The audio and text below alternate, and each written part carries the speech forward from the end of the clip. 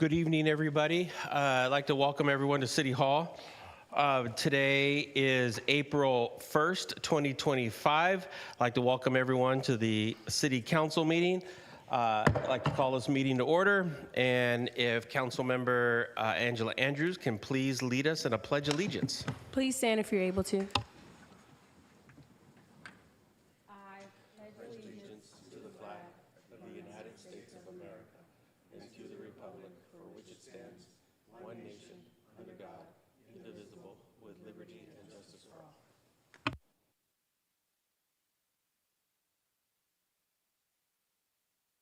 Thank you. And Madam City Clerk, if you can please take the roll. Yes, thank you, Mr. Mayor. Good evening. Councilmember Andrews. Present. Councilmember Bonilla Jr. Present. Councilmember Goldstein. Present. Councilmember Roach. Present. Councilmember Syrup. Present. Councilmember Cermeño. Mayor Salinas.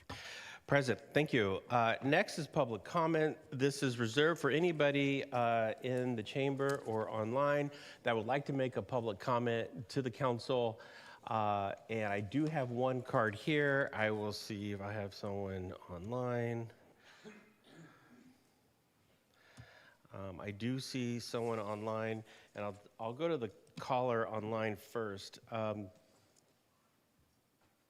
Is it Arrosas? Arrosas, go ahead. Yes, hi, good evening. My name is Aaron Rosas. I'm actually a resident here of Hayward, District 2 over in Burbank. The reason for the comment is regarding a construction project that was approved next door at 420 Smalley Avenue. Not sure if you guys are familiar with the lot, but it was an empty lot for quite some time, covered in dirt, and we came to find out through a piece of mail that the Alameda County had found lead, arsenic, and pesticides in the soil. Aside from that, we've been exposed for quite some time. We would like to take advantage of a city ordinance that was put in place for helping tenants to relocate whenever there is construction or things of that nature that would cause us to actually relocate. I figured being exposed to lead and arsenic would be enough to be able to do that for us. But we came to find out after looking through this ordinance that was recently updated as of January 17th of 2025 that we do not qualify. Apparently to the city of Hayward, having exposure to lead isn't enough of a health hazard to request for tenants to relocate. And hopefully we can get that changed. We are currently in talks with the Alameda County Health Department and the owner of the lot next door, hoping to mediate this, but we feel this is a failure of procedure and policy. Clearly the city of Hayward has not taken any consideration for the neighborhood. There are no signs posted stating that there is exposure to lead and pesticides and arsenic on the lot next door. As a matter of fact, my own neighbor's kids have gone over there and played various times. I don't know if you guys are aware also, there is a 0 amount of lead exposure that is safe for anyone to be around. That being said, I would appreciate some prompt action to this. As of right now, we are hoping to relocate to not be around for the construction where most of this dirt will inevitably end up on our windowsills, our walkways, our pathways, our porches. Thank you. I yield my time. Thank you.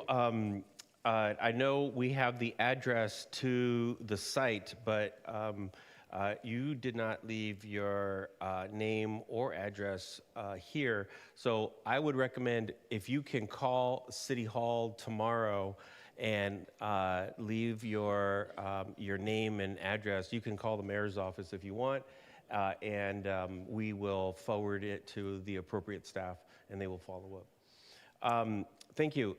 Next is in the chamber. Is it Jose Ortiz?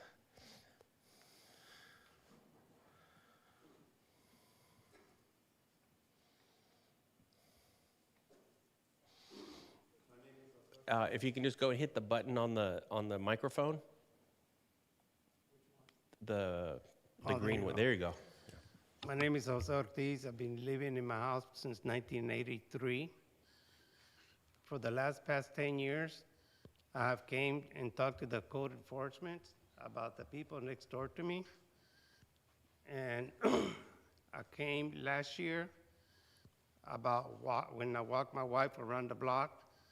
There was 2 cars that were blocking the sidewalk. She said she did something about it. The car did not move out of there. They kept moving it out and putting another car in there. Last week, I talked to a police officer.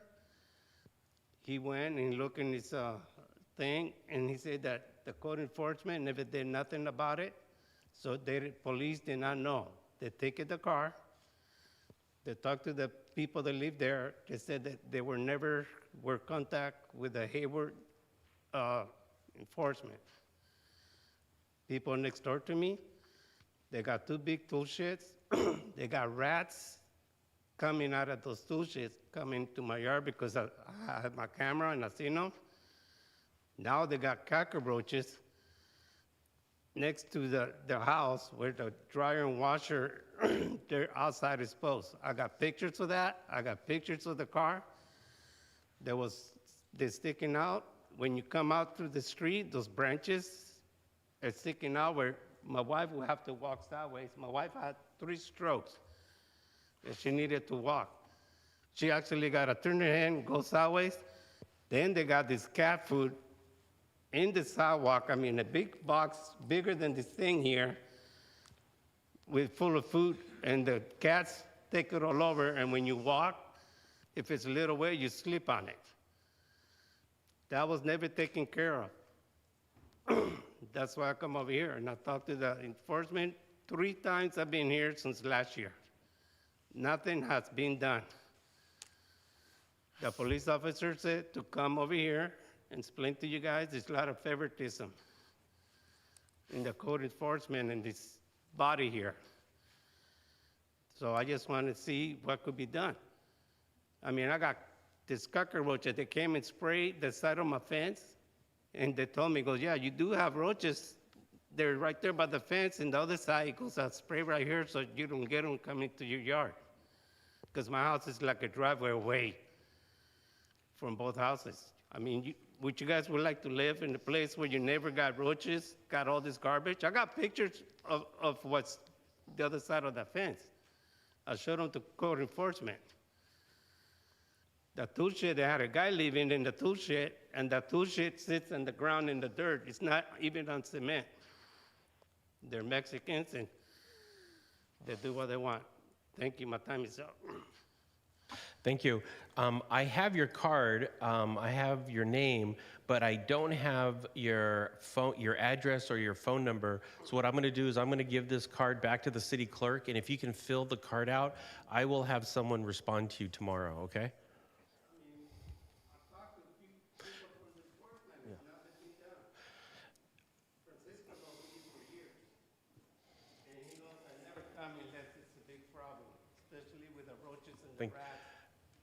Even the cats don't even go in the yard. Thank you, Mr. Ortiz. We will respond to this tomorrow. Okay, thank you very much. I'd like to close public comments, and then I'd like to move on to city manager's comments. Madam City Manager. Thank you, Mayor Salinas and council members. I have 2 items to share with you tonight. First, I'd like to give a little bit of a background in terms of the Puente project in the city of Hayward, which is a national award-winning program that has improved the college going rate of tens of thousands of California's unrepresented students. As you know, and as we all are very well aware, Puente was started in the city of Hayward at Chabot College in 1981, and has expanded to 7 middle schools, 36 high schools, and 65 colleges across the United States. Earlier this month, the city of Hayward partnered to participate and promote the Puente Grape Juice and Cheese Networking event that was held here at City Hall, with the participation of city staff members representing several departments. And the city staff was made themselves available to provide a little bit of mentorship and guidance as the students continue to explore the pathway towards a professional career in public service and also a pathway to higher education. Next, I'd like to acknowledge that yesterday we celebrated the annual honor of the legacy of civil rights and labor activist Cesar Chavez by promoting community service and awareness of working rights. The city of Hayward marks the Cesar Chavez Day with a business closure, which amongst other things gave employees the option of taking the day off to personally honor and celebrate the Cesar Chavez legacy. Additionally, I would like to invite and encourage the members of the public to join the Hayward Public Library and browse through the library's permanent Cesar Chavez Social Justice Collection, which is located on the 3rd floor of the downtown library. So with that closes my comments or my announcements for tonight. Thank you very much. And as a Puentista myself, thank you very much. And I also wanted to thank all the staff who did go on Friday. I really appreciated that. Thank you very much. Thank you. I'd like to close city manager's comments and then move on to consent calendar. Nobody has asked me to pull anything, and if that is the case, which is good, I could ask for. Well, actually, before I do that, and I heard somebody say that, I'd like to first go to public comment and see if there's any public comment for the consent calendar. Let's see, I don't see any cards here. I don't see anyone online, so I'd like to close public comment, and I'll entertain questions and or motion. I'll move. Moved by Councilmember Goldstein. Second. Seconded by Councilmember Syrup.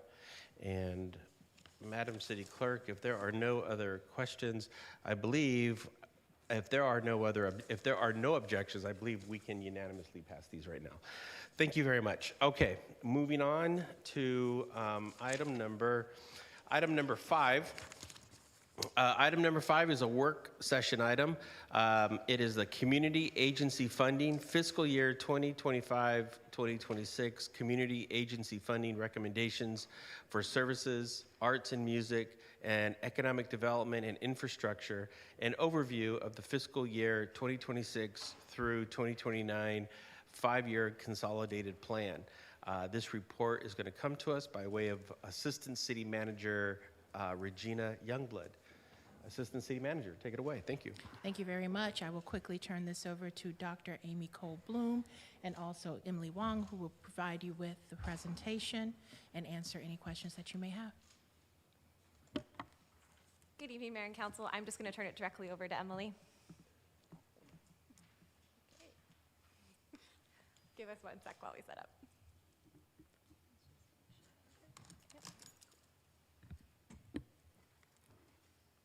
Good evening, Council. My name is Emily Huang, Management Analyst in the Community Services Division, City Manager's Office, and Project Lead of the Community Agency Funding Process, also known as CAF. We are here for this work session to review and receive input from Council on 3 items. The City proposed CDBG 5-year consolidated plan and priority needs. The second one is to review the Community Services Commission's funding recommendations for this upcoming fiscal year. And then lastly, to review and provide input from Council on draft improvements to the community agency funding process. So before we jump into the content of this presentation, I'd like to invite Council members to share any potential conflicts of interest related to the community agencies that are being recommended for funding through this process. I'll tell you what. I'll just go down the dais. None. I have one with 4C's city attorney. Michael. Hello. My conflict with 4C's for the community agency funding process. Acknowledged. The council member has indicated that there is a conflict, which we have confirmed. And the council member has indicated that he will recuse himself on that particular vote. Thank you. I don't have a conflict. I just want to disclose that I did donate to the Kwanzaa project last year. It was around $200. I don't think it will preclude me from voting tonight. And then also I visited Spectrum Meals and Wheels, but I don't serve on their board. Just wanted to disclose that I visited those facilities. Thank you. I have an ongoing business relationship with the CEO of Be a Mentor, although not with that agency. And I serve on the board of Hayward Education Foundation. Thank you. Councilmember Syra. In the past, my mother served on the board of the Hayward Arts Council, but no longer serves on the Hayward Arts Council. I have no conflicts. Thank you. And I looked at it and I think this year I am free. So I appreciate it. And if for some reason, yeah, I think I'm okay. So I think we're good. Great. Take it away.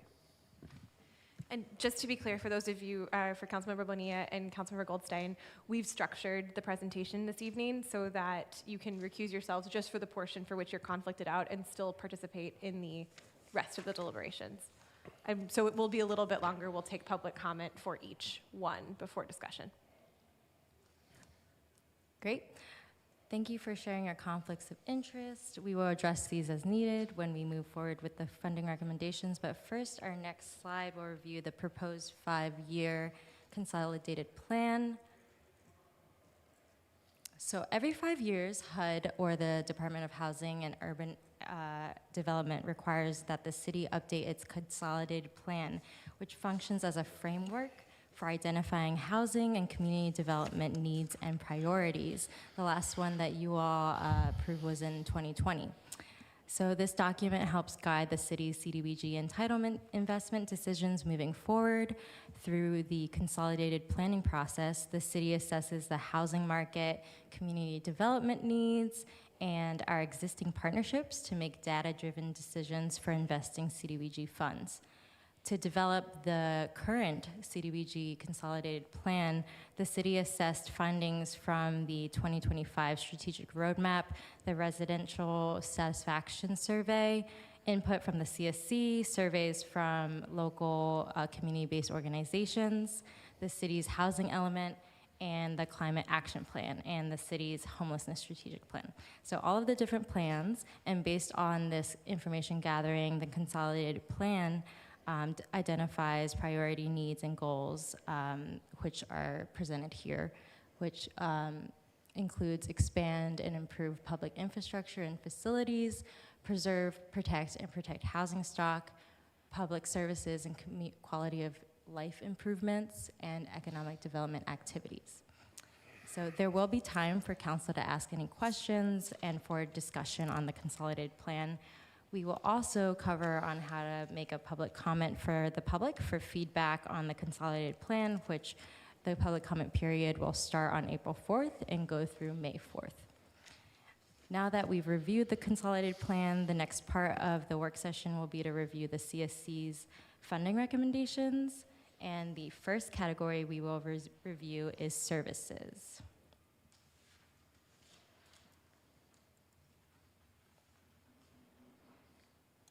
So among services, the public services funding, which you'll see all of the funding categories and agencies recommended for funding on your attachment 2, also available at the back of the table for the public. CDBG funded public services, there was 1 agency that was recommended for full funding, 5 agencies recommended for partial funding, and 1 was not recommended for funding. This was Covenant House, and the ARC determines that the funding, they had an adequate budget and did not need to receive funding. And then among the social services general funded projects, there were 2 that received full funding, 19 that received partial funding, and 13 that was not recommended for funding at all. So this year, the services category was the most competitive, and with applicants requesting a total of 4 times the amount of funds available. And I'm sorry, I wanted to add to the general fund, if there was any additional funding recommendations in the general fund, the ARC recommended to fund BACS, or Bay Area Community Health, up to $25,000, and then to fund Eden Youth up to $25,000 should there be additional funds. So just to get back to services and how difficult these decisions were for the ARC, in recent years, there were one-time funds that were available to supplement the services ARC. However, those one-time funds are not available this year. During the last CSC meeting, commissioners discussed the difficulty of having to prioritize some projects over others due to fewer available funds and an increase in applicants. So due to this challenge, the services ARC actually prioritized 4 funding categories. The first one was housing and homelessness. Second one was food security. Third one was legal services programs, and then also programs with an emphasis on agencies that offer services to immigrant and undocumented populations.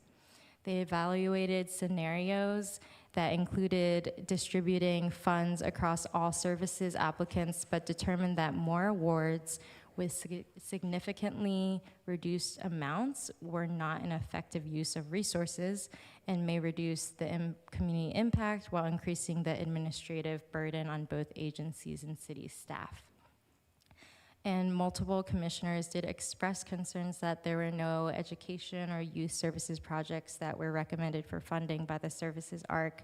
And while there was a consensus that youth and education services were important for preventing the need for future services, the CSC also agreed with the services ARC's decisions, which you'll see in the attachment 2.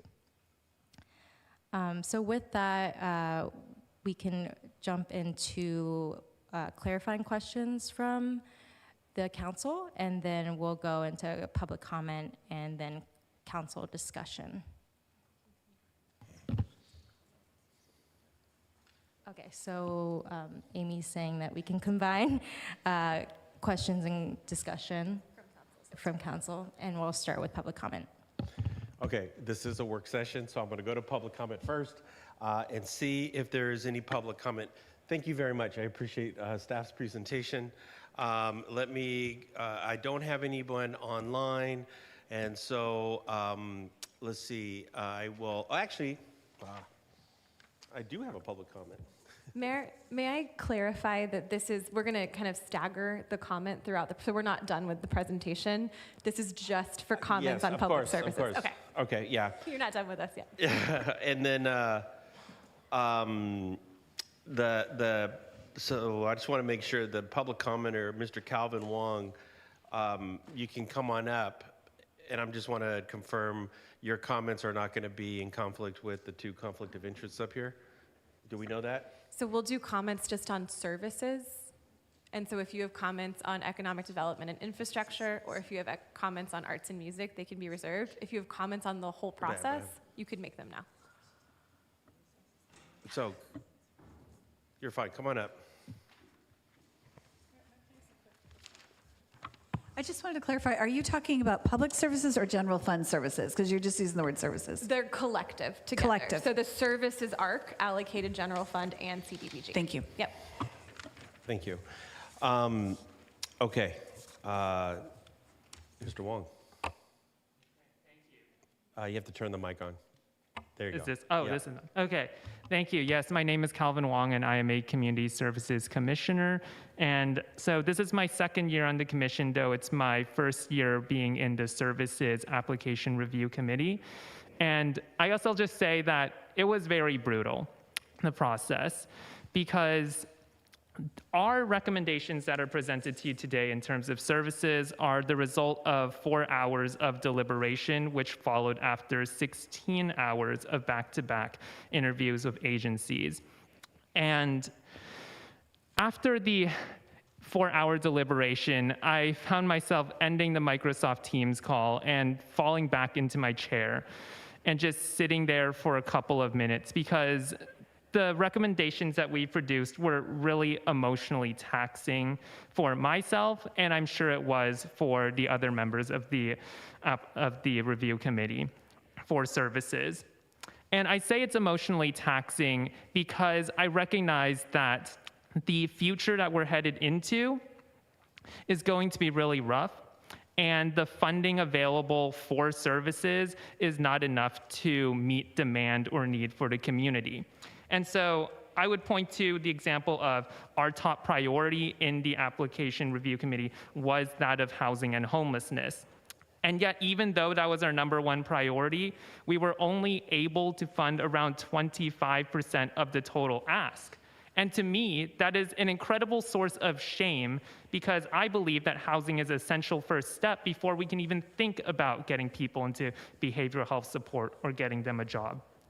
And the other thing that we prioritized was that of legal services and general support services with an emphasis on newcomers and immigrants. And that too, it felt like a great shame to me that we weren't able to fully fund them.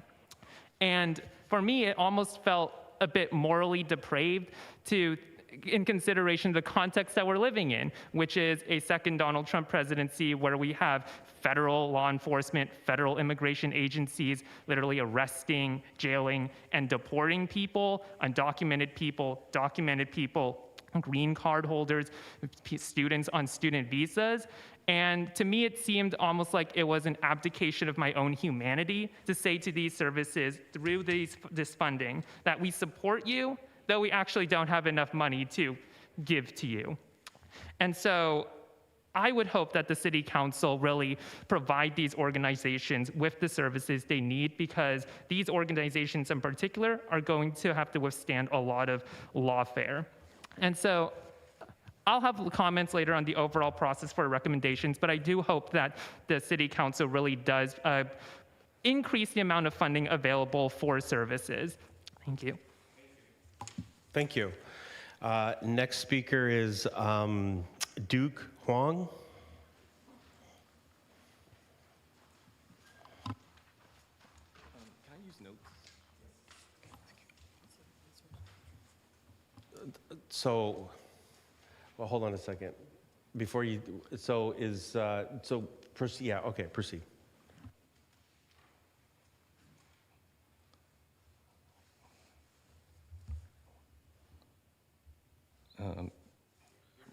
Okay. Mayor Salinas and honorable council members, my name is Duke Huang. I'm from Spectrum Community Services. I'm the program manager of the Senior Meals Department. We serve about over 400 fresh, hot, delicious, and nutritious meal every day to seniors in Alameda County.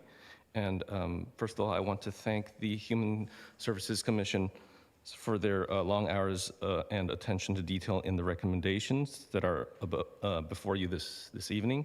In the report before you, it's great that Table 3 is included, showing a plan for how to distribute funds if there are additional CDBG money than anticipated.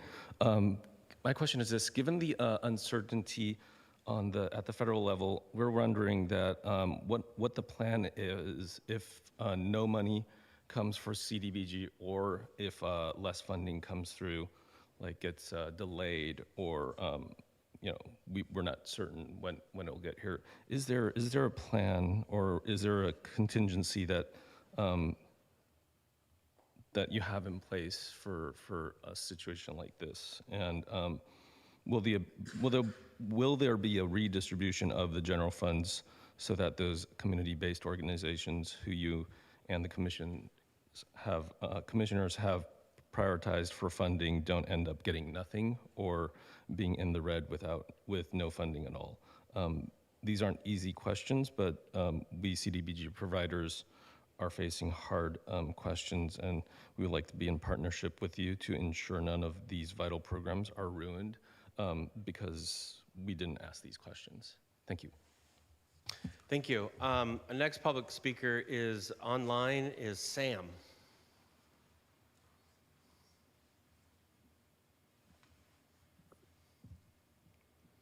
Good evening. My name is Samantha Beckett, and I am the directing attorney of the Tenants' Rights Practice at Centro Legal. I want to thank the City of Hayward for your long-standing partnership to ensure that we can continue to serve Hayward tenants, and for your consideration of another year of funding. The funds for Centro Legal's Hayward project are critical at a time when eviction rates are at record levels. Alameda County is in the midst of an evictions crisis, with the eviction rates holding steady at 150% of pre-pandemic levels, even 2 years after the expiration of the county eviction moratorium. Unfortunately, Hayward tenants are being hardest hit. Additionally, we expect informal evictions, where tenants are pushed out by landlords outside of the court process, to rise as tenants from marginalized communities, particularly immigrant tenants, face additional harassment and fear. These funds are critical to ensure that we can assist as many low-income Hayward tenants as possible with both upstream and downstream interventions, including defending tenants in eviction court. Tenant legal services is the most cost-effective homelessness prevention intervention. At a time of historically high eviction rates, we thank the City Council for prioritizing funding for tenant legal services and urge Council to do what you can to fully fund our services. Thank you very much for your consideration. Thank you. It looks like that is the end of public comment. I don't have any more cards, so I will come back to the council. And so I just want to be clear, because I've had several people tell me something in the last couple of minutes. We can publicly comment on anything except for all the stuff that are included in the services, right? Okay, and if there is comments around 4Cs or be a mentor, we're going to hold those off separately.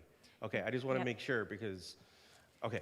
On that large attachment, yes, the CDBG public services and the general fund services, those are the ones that we're talking about right now. Yes, exactly. That's what I thought. All right, so I wanted to make sure I knew what I was doing up here. All right. Okay. All right. First comment is, or questions, is Councilmember Mayor Pro Tem Roach. Thank you. Yeah, I feel Mr. Wong's pain. Like, I feel like this is a problem every year, every 4 years that I was on the Community Services Commission, and since then there are never enough funds. I think maybe there is a future discussion. I don't know when was the last time we that we changed the general fund, the general fund allocation. So council increased the allocation for arts and music a few years ago. But in the time that I have been here, which is 5 years, I don't believe that the general fund services pot allocation has hasn't been increased. changed. Okay. Yeah. I mean, I think that it might be time for us to at least have a discussion on it. I mean, given in an environment where we are concerned about the overall budget and everyone is, trying to, tighten their belt. I don't know what the possibility is, but I think it might be time for us to look at that, whether that's, I don't know how that would come back to us, but at least what that allocation is, especially given an environment where we don't know what's going to happen with federal dollars. And to other speakers' point about if, I know the staff report did say something about potentially the CDBG funds coming late. Is there any question that they won't come at all? And what are your thoughts on that question? It's an excellent question. We are in close contact with our legislative partners who keep close tabs on federal goings-ons. Right now, there are some neighboring jurisdictions that have delayed this process. We have opted to move forward with our regular timeline, knowing that any delay in our timeline would result in further delays if there are federal delays, if that makes sense. Mm-hmm. So we're trying to have everything lined up so that when the federal funds become available, we're ready just to go, as opposed to then start this process. Okay. And we'll have some contingency language in our contracts to make it clear that the work is contingent on there being available federal funding. Okay. Okay, thank you. Yeah, I mean, obviously it's a sort of desperate situation all around for not that amount of uncertainty. And I think this is true for all of the agencies as well. I know I also got to serve meals one day with Spectrum, and I heard how worried they are about the federal money that potentially won't come through. And then sort of looking at the services first and the public services, I do agree that legal services are going to be needed more now than ever. So I understand that the CSC did what they could to try to find help, try to find some allocation. But specifically on the 4 items under the public services where there's this comment about allocate evenly between this agency and the others, is that if we ended up with more dollars than we thought? Correct. So the timing of this process, we never actually know what our federal CDBG award will be when we begin this. So staff makes a conservative estimate, and the CSC makes their recommendations based on that conservative estimate. And as part of their deliberations, they say, if there is additional funding, here's how we'd like it distributed. And that allows us to, with their guidance, without having to go through this process again, distribute any additional funds. We typically have gotten around $250,000 more once the actual award comes in from what we estimated. Okay, so there's hope still on those items right there if the money Correct. does come through. Okay, and I hope that, that's understood. And then going down into the general fund services on the Centro Legal, don't we also have a separate contract with Centro Legal with the city? I'm looking at the Development Services Director, but yes, we do through the Housing Division.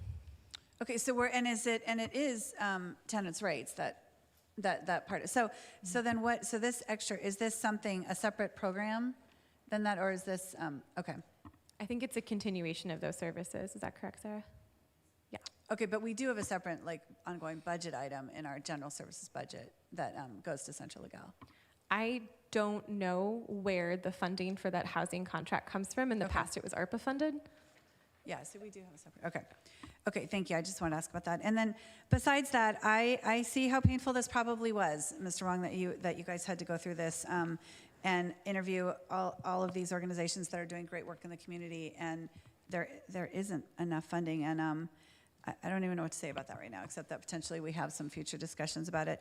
But I think everyone's in a really difficult position because of what's happening in the federal government, and I do fear for some of these populations that they're not going to get the services that they need, either because these agencies are also not getting other funding, and also because we're not able to fully fund a lot of them. So I appreciate the work you did and the decisions you had to make. I'm in agreement with your decisions. I'm not going to pull apart at it because it was so difficult, and I just appreciate the work that you all did. Thank you, Chair. I think the Chair is here as well. So those are all my comments. Thank you. Thank you. Moving on to Councilmember Syrup. Thank you, Mayor. Thank you to the commissioners for all of the hard work and deliberation that went into these recommendations. Thank you to staff for helping facilitate this process and guiding our residents through what I imagine are some very difficult conversations.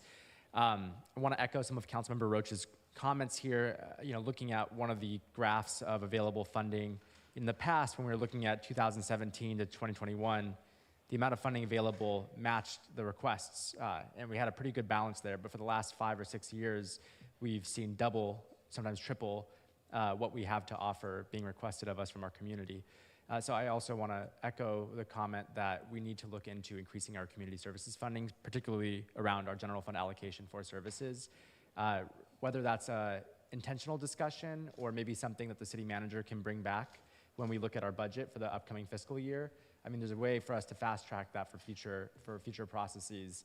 And I think it's kind of up to us as a council to decide where we're going to find that money. But I'm in very strong support of increasing an amount that I think has been too low for too long. Just want to acknowledge Commissioner Wong in your comments. It takes a lot of bravery to speak truth to power and say the uncomfortable things about this process. Looking at this, it's hard for me to stomach as well.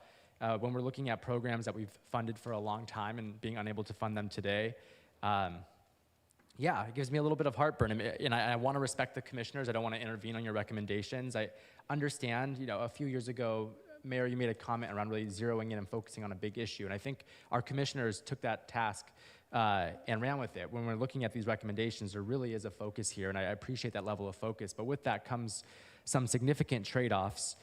And when we look at some of these services, it is prevention. These are affecting public health outcomes. And I do feel a small sense of shame when we are celebrating International Women's Month and we have a representative from SAVE, and then I see here SAVE isn't getting any funding. we are putting ourselves in this position, and I hope that we do revisit the numbers and the funding that we have available so that we can offer these essential services to our community in the following years and in the following funding cycles. When we hear that mental health is one of the biggest issues that our youth are facing today in our schools, seeing that we can't fund school-based mental health services in Hayward is a very difficult pill for me to swallow. I wasn't part of the 4-hour deliberations, though, and I imagine everything I'm saying right now, you all felt for much longer and have been feeling, and so I'm not going to second-guess the recommendations that you all made. I just want you to know that I deeply empathize with how hard it was to make these recommendations. I think in the future, just a point of feedback, is I'd like data on this chart around residents served in the past, and maybe anticipated residents served with a potential program, if that's data that they have on hand. But otherwise, this is never an easy process. I was once on the Community Services Commission prior to joining the council, and I appreciate your efforts to continue to improve this process. Thank you. May I ask a clarifying, just a Yeah. follow-up? You're looking for per agency individuals served, and like on the chart you're holding? Or per program or project that they're requesting here. So I understand for new projects, we might not have that data, but I remember at least, and things may have changed, but during our interview process, we would see how many residents they would serve. And I think it's just helpful when we look at, okay, we're giving $50,000, but how many people are we reaching with this?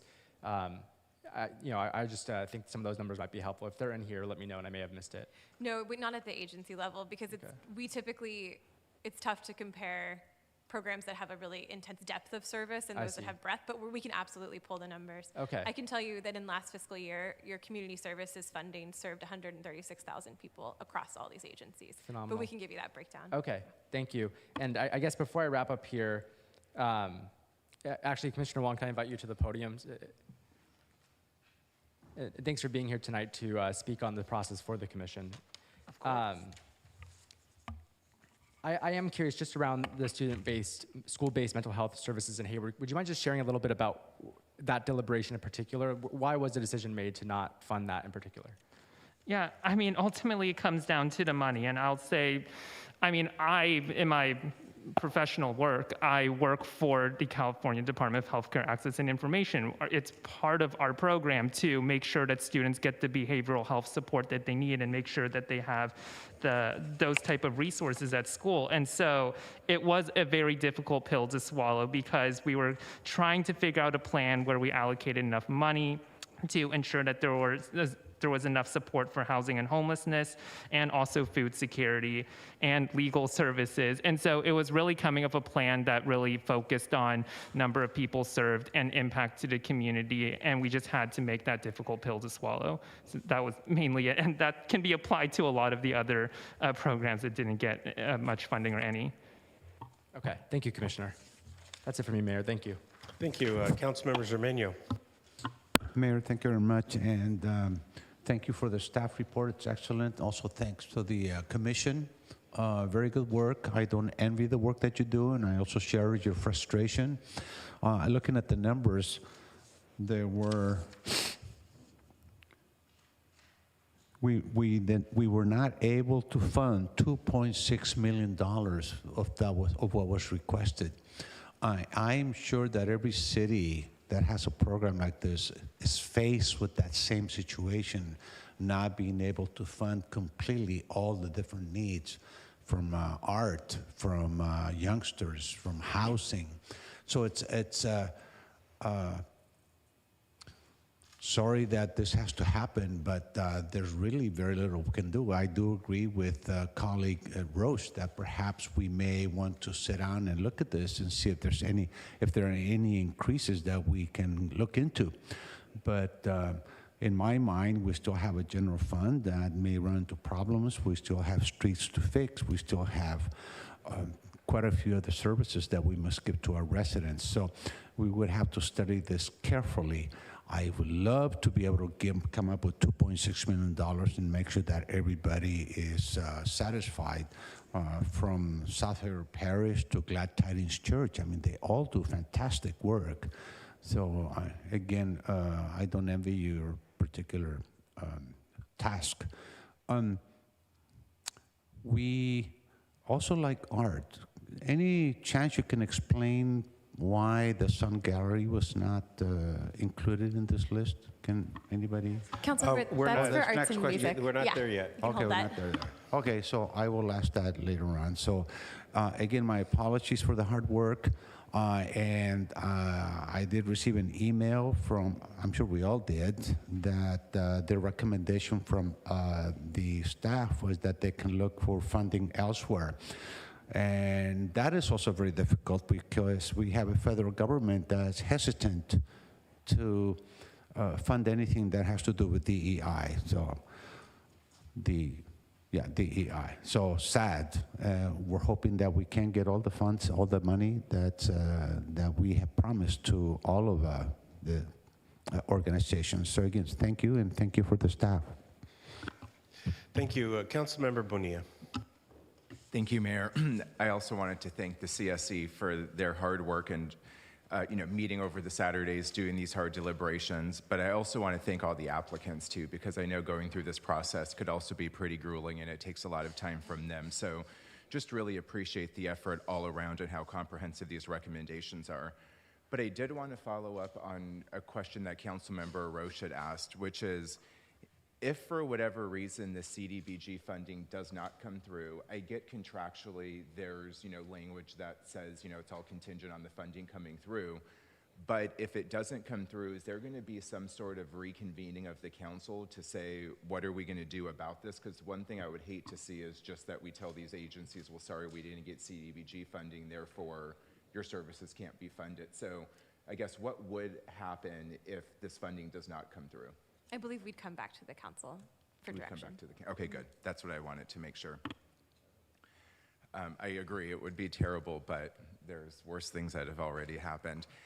So I also want to, encourage the agencies that are listening to continue to look for ways to diversify their funding as well. We know that government sources of funding are uncertain right now at all levels. I would love to go into the general fund and find $2 million, but we have a general fund deficit, a structural deficit we're working through.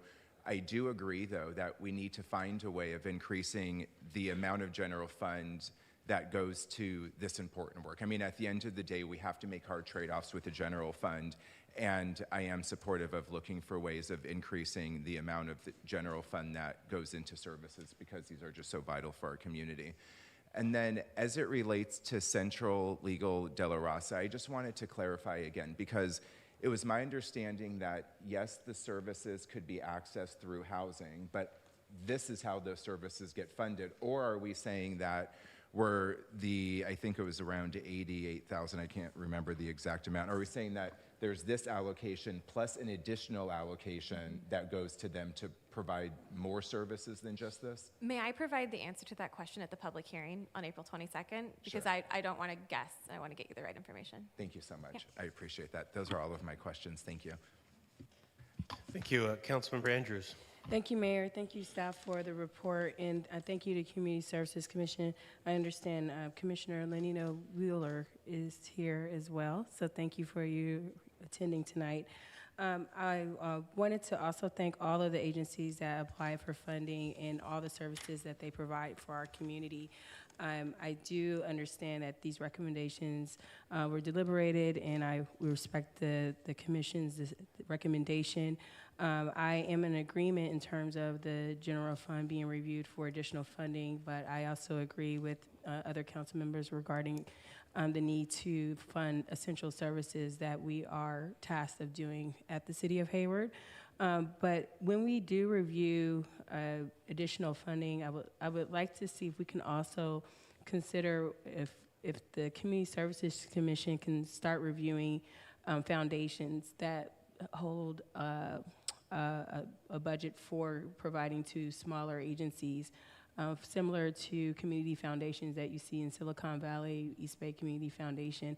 Is that something that the Community Services Commission can do as part of their work, or is that something that they're normally not tasked with? I know we just reviewed what Community Services Commission should be doing, but just wanted to see if that's something that they can research as well. We can look into that. Later in the presentation, we're going to be discussing some staff recommendations for changing the CAF process, which might provide more opportunity for other activities. Okay, that would be great. Yeah.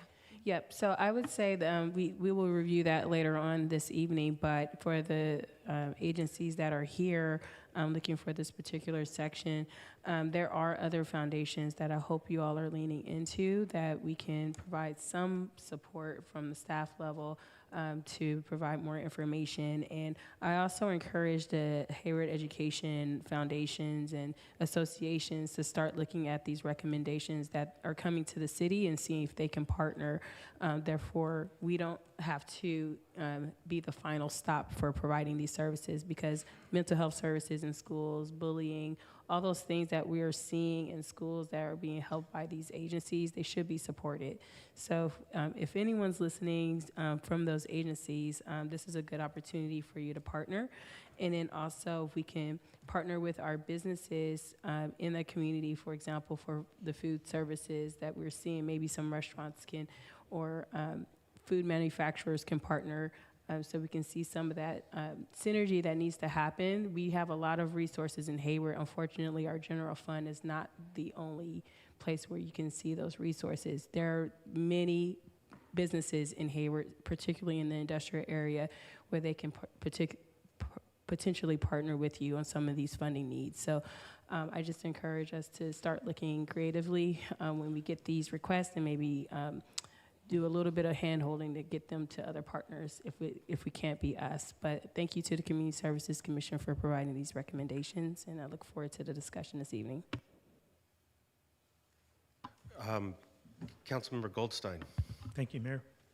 Thank you for the report. Thank you, commissioners, for the hard work that you do. I've expressed to you many times how much I value and appreciate what you put into it. It can be, in some circumstances, traumatizing, as Commissioner Wong has pointed out, and it's essential work that we ask you to do. So thank you for doing it, and thank you for doing a great job at it. I do have a couple of questions about the process, though.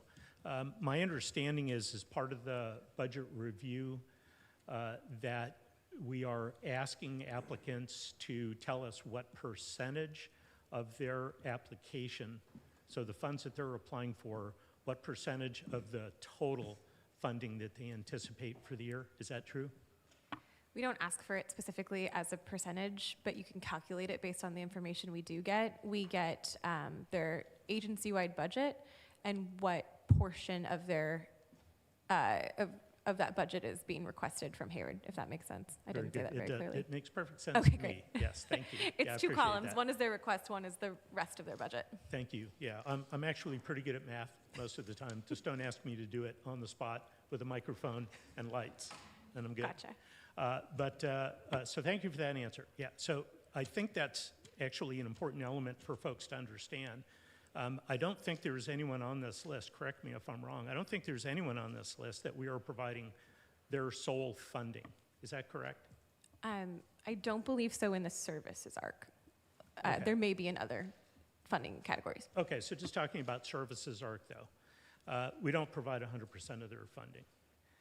To your knowledge, are we providing 50% or more to any of these organizations? I can't answer that without looking application by application. Okay, all right, I'm sorry. I didn't mean to okay. put you on the spot.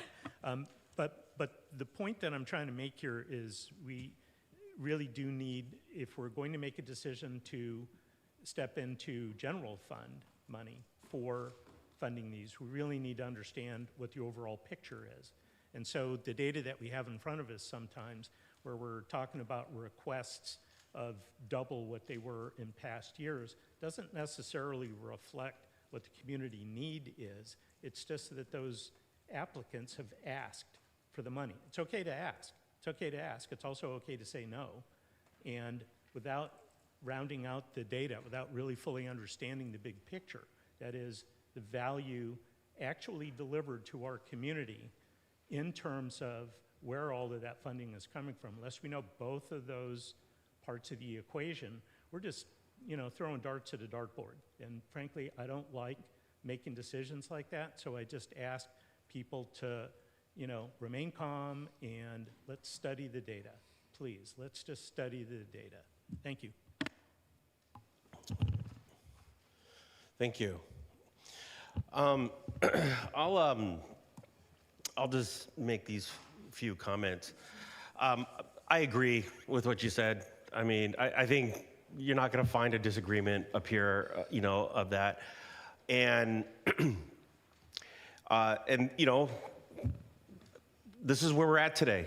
I wish we were in a different place, but unfortunately, we're not. We're here.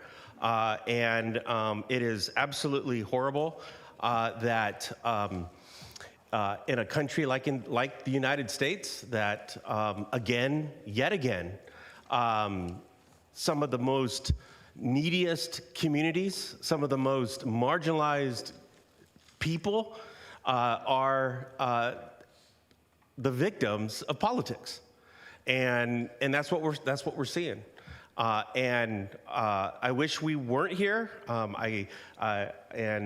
So I just wanted to agree with you and make that point.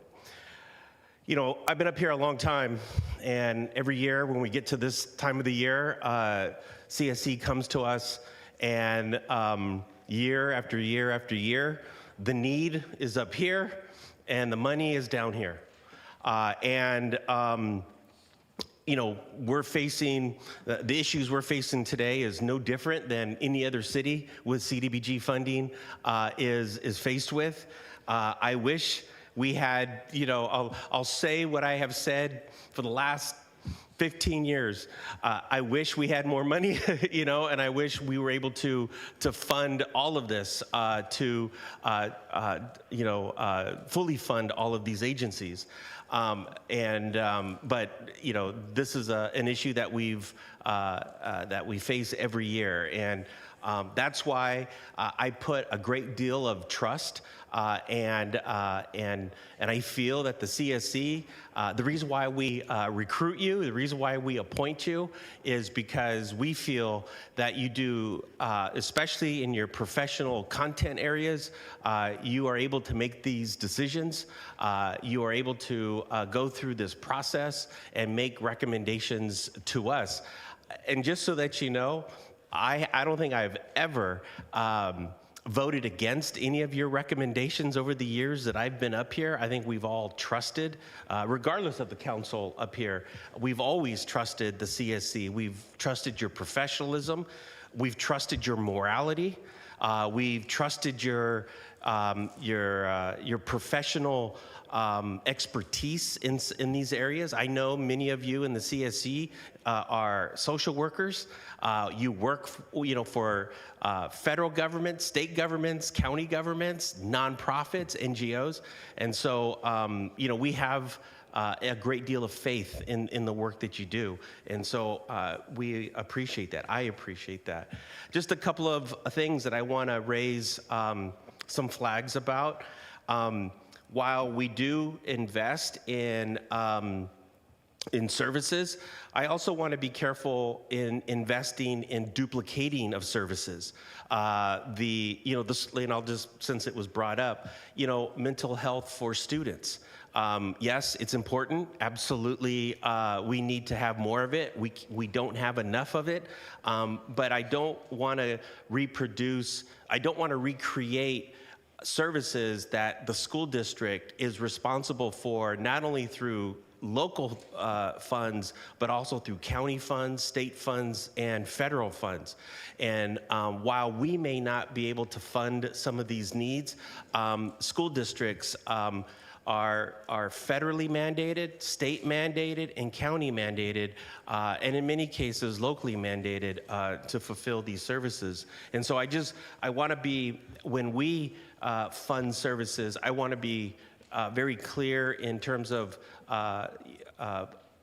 we're funding services that are independent as much as possible. I know there's a lot of crossover and a lot of overlap, but I want to make sure the agencies are really reaching the populations, the diverse populations that we have here in the city. I want to just reiterate what I heard with Councilmember Andrews.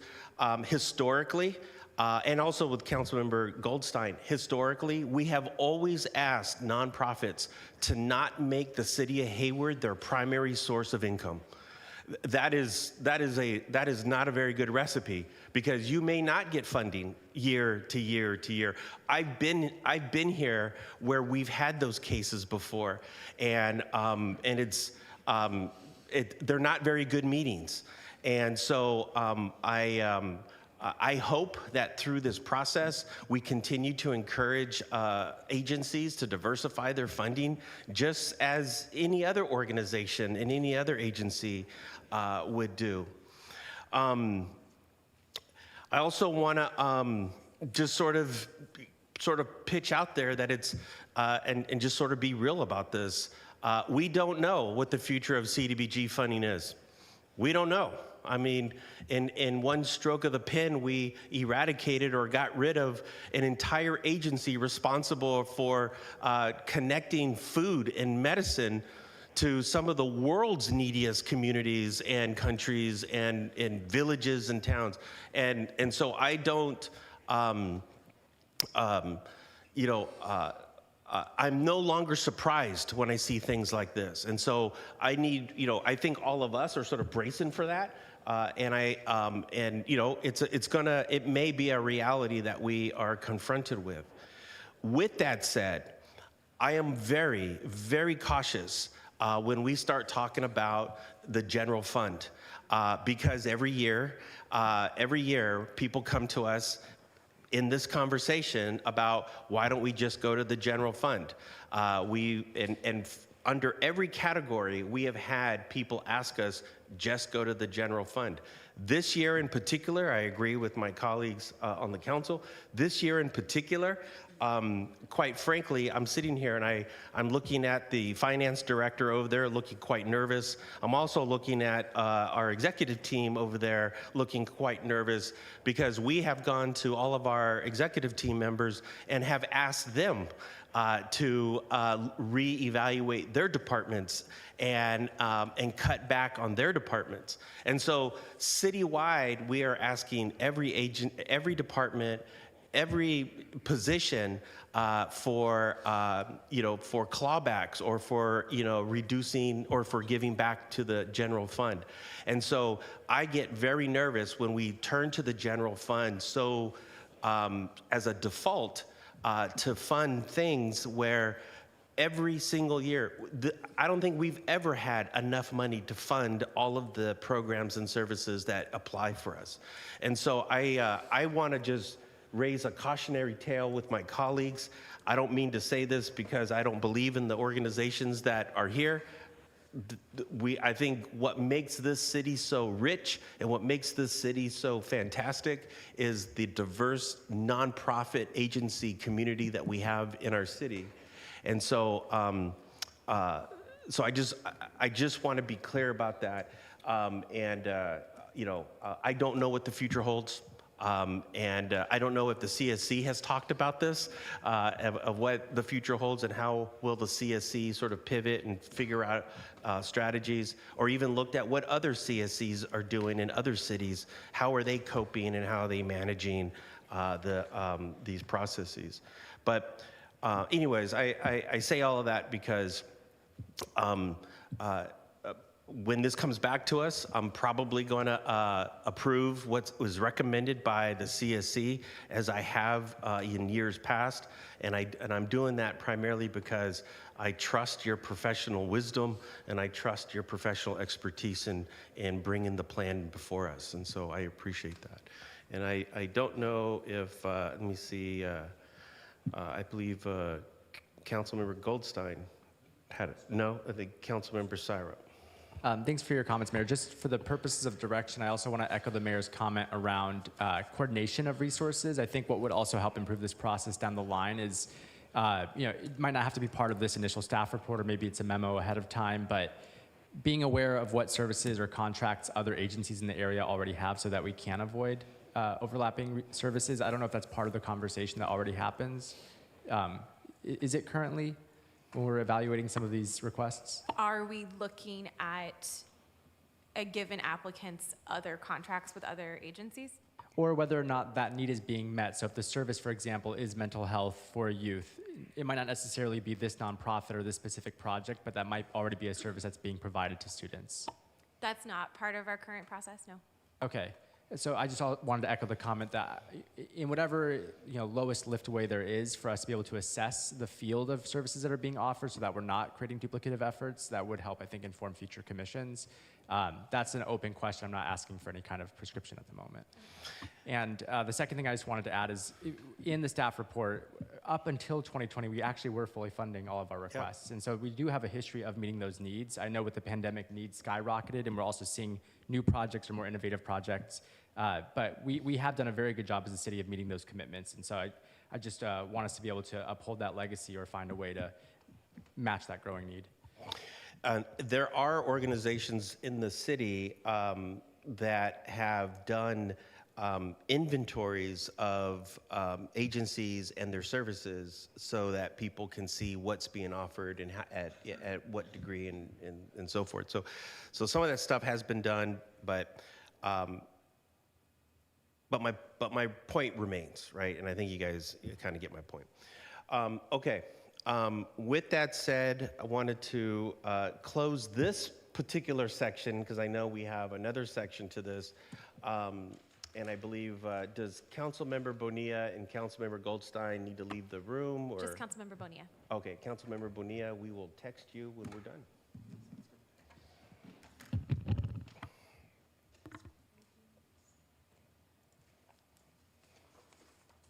So the next category we'll review is the Economic Development and Infrastructure CDBG funded projects.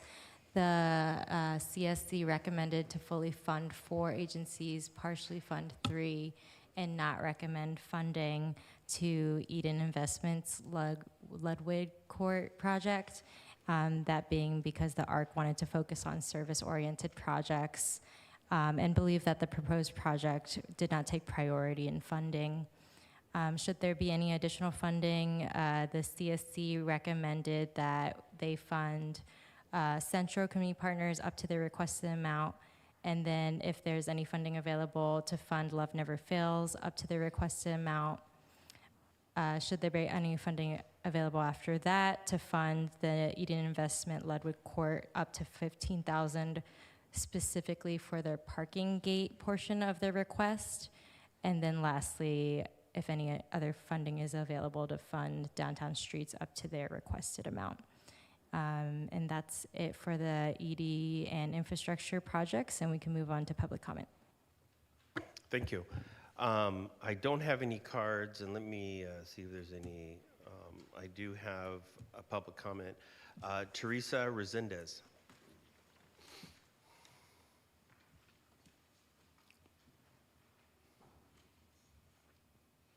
Hi, good evening, Council. So thank you for all of the hard work done this evening, including the Council. Just in case other funding is found or shifted within our general budget, please consider the larger request from South Hayward Parish, and thank you to Council Members Zurmino and Goldstein for their unwavering support of South Pres and South Hayward Parish. Also, I want to express my support of Love Never Fails. I went to a fundraiser for them in Oakland about 6 months ago, over the summer, 9 months ago, and it was fantastic. I learned more about them and their just incredible results with helping women who experience human trafficking, and their low cost yet very effective and religious way of helping these women escape a life of horror. So thank you for all your hard work. Thank you. Thank you. I don't have any more public comments. I don't have any cards. And before I call on Council Member or Mayor Pro Tem Roach, I did want to clarify the comment I just made regarding my response to Council Member Syrup. Yeah, you're absolutely right. I went back and looked at this chart. You're absolutely right. While there have been some years where we have actually met the request, over the years, while we may have met those requests, there have been agencies where we have not funded over other agencies. While we've met them, they didn't get all the money that they wanted. And because, let me tell you, there were times where we were up here and we were being blamed for being anti-music or whatever, because we weren't going to, fully fund them and so forth. So there was a lot of horse trading going around. But anyway, my point is, I get what you're saying, but anyways, my point still remains. Mayor Pro Tem Roach, go ahead. Thank you. I don't have as much to say here. I mean, obviously, this was a little bit of an easier decision because it was potentially not as painful because the request, we're missing about 400,000, I guess, in that request. And so again, on that one, to staff, the sort of additional funding recommendations are hoping that there's going to be additional CDBG funds that come in for that. It is assuming that we receive CDBG and that we receive our traditional amount, yes. And then I just wanted to ask, what is the Lighted Court project? So Lighted Court is an affordable housing project or development in the city, and they were applying for funds to do some rehab to the site. Oh, okay. Yeah. Okay, but we're saying if we get extra money that we'll put it towards the parking. Like one line item in their budget, okay. basically, yes. Okay, otherwise, thank you for the work on that arc. Thanks, Mayor. Councilmember Syra. Thank you, Mayor. Yeah, not as many comments here. I was curious for the Habitat for Humanity home repair program and the line item above that for rehab and repair with Rebuilding Together East Bay Network. Do you have a sense of, with this amount of money, how many units you're looking to repair versus Lighted Court, for example, how many affordable units they were trying to preserve? I don't remember the Lighted number off the top of my head, but Habitat with that amount usually does a major rehab for between 10 and 12 households, low-income homeowners. They are requesting additional funds this year because they use it to leverage a state grant that allows them to serve a lot more homes in Hayward. And then the Rebuilding Together, this is a new Rebuilding Together vendor. Excuse me, in the past, they've served about 40 homes or households, and they do kind of smaller scale rehab to help folks like age in place or that kind of like smaller projects. That's good to hear. And so it's primarily single-family home focused for both of these? Those two are, yes, low-income homeowners, basically to try and prevent displacement from low-income homeowners. Okay, thank you. Thank you. I don't see any other public comment, and so wanted to thank you. Dr. Cole-Bloom? We've got one more. Yeah, and so if Councilmember Goldstein, if you can go and get your colleague as well. Oh, the arts, okay, that's right. Yes, we're going to talk about arts and music, and then we'll have everybody come back and we'll do a quick slide on recommended changes to the process. Okay.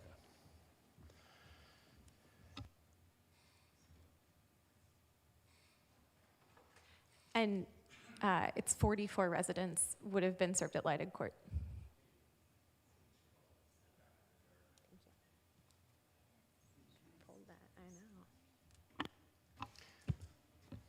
So we get one and we lose one.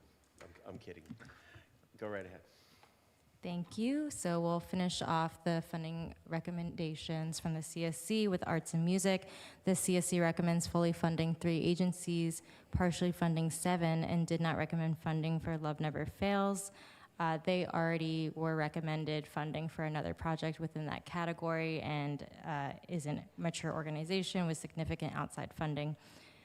And arts and music will not have additional funding, so there are no additional recommendations for that. We can move on to public comment. Great, thank you. I don't see any public comment online. I don't have any public comment cards, so I'd like to come back to the council and Councilmember Zermenio. That was my question. Thanks again. Sun Gallery, any thoughts, explanation, please? Your question is why they weren't recommended for Right. funding. We became aware of significant changes at Sun Gallery in terms of their leadership and their board. They had a complete recall of their board and had no executive director or staff in place. And at the time when we were making determinations about moving their application forward for this process, they didn't have control of their finances. So staff consulted with the city attorney's office and determined that it was not appropriate to advance them for consideration until we were able to do a monitoring process. On a biannual, so every 2 years, our team has a monitoring handbook that we abide by. It's informed by CDBG or by HUD, and we typically do that process in the spring once the funding process concludes. We determined it was appropriate to accelerate that process for Sun Gallery, so that way it's resolved in time for them to apply for the next cycle. So that monitoring process is underway. They've already provided documentation, we've reviewed it, we've given them feedback, and are going for an in-person visit later this month. Thank you very much. Councilmember Syra. Similar question, and you may have just answered it. I just missed the tail end of it there. So they're on an accelerated cycle for next year's fundings? They're on an accelerated cycle for the monitoring process. Okay. So instead of waiting until April to begin the monitoring, we started the process at the end of last year, so that way the monitoring can be resolved in time for them to submit applications for the following year.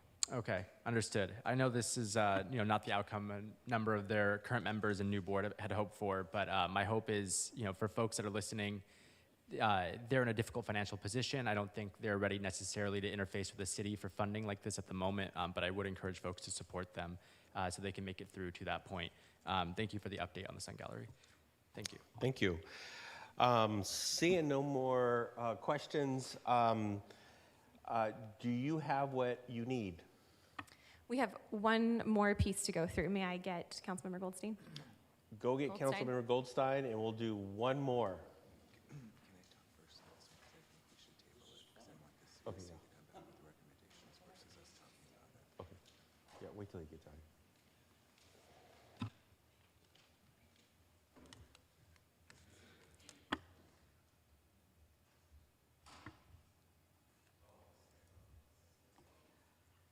All right, thank you for your patience. I will move through these slides pretty quickly. So as this process continues to become more and more challenging and competitive, staff has received an uptick in feedback from applicants on the challenges of this process.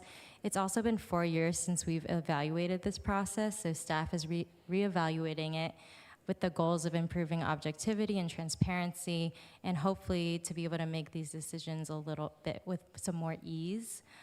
Staff completed 3 different types of data collection to better understand applicants' pain points. The first is that we did benchmark research of 12 neighboring jurisdictions and their funding processes to gather best practices.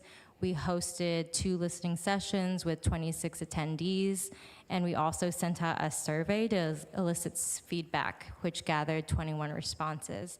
So on the slide, we found that actually this 50% is outdated. It's 52% of respondents reported that they dedicated over 16 hours of their time to this process. Staff asked how this compared to other processes related to similar government funding applications, and over half of them said that it was similar time invested, but also 29% said it was more time invested. Additionally, we found that there are no other neighboring jurisdictions that do weekend interviews. So, and we also asked agencies, and 72% of them said that they would prefer a weekday interview over a weekend interview. And in our listening sessions, agencies did express that they were grateful for the opportunity, but would prefer a virtual in-person or a virtual interview on a weekday. Additionally, as I mentioned, the last time that we evaluated this process was in 2021, where an ad hoc committee reviewed CAF, and they also identified that the process was subjective and directed staff to create a rubric to make the process more objective. However, the scoring rubric hasn't totally been used or implemented consistently, and some agencies have expressed that they were left a little confused as to why they were not recommended for funding, which varies case by case. And lastly, there haven't been clear priorities. The strategic roadmap, if we looked at all of the agencies on attachment 2, they would all tie into the strategic roadmap priorities. And this year was especially challenging, as we've discussed, and the CSC did end up defining their priorities during the deliberations process. we've received feedback discussing that it would be considerate to present priorities for services prior to the application process, so that agencies can determine whether or not it's worth spending the staff time to apply for this process. So there are some recommendations that we're presenting here, and the main goals are to reduce the agency burden and to increase transparency and objectivity. So the first is to move over to a 2-year funding cycle. 10 out of the 12 cities that we did benchmark research for administer multi-year cycles, which range from 2 to 5 years. We've received overwhelming support for this from our agencies. Just generally overwhelming support. The second recommendation is to pull out arts and music from this specific process. It would still involve engaging the CSC and making funding recommendations, but it wouldn't. It would reduce the burden on arts and music agencies so that they aren't having to meet requirements that we ask of our services, of our infrastructure and ED projects. And this would be tailored to arts and music. We would engage the CSC and present the proposed changes in process, and we'd also engage arts and music agencies in that too. Staff also, this third one is the key one, is that we anticipate the funding requests to continue to exceed all of the funding categories do directly map to the roadmap priorities. So the CSC identified specific priorities, and in the future, well, right now, the priorities are defined in the recommendations tonight.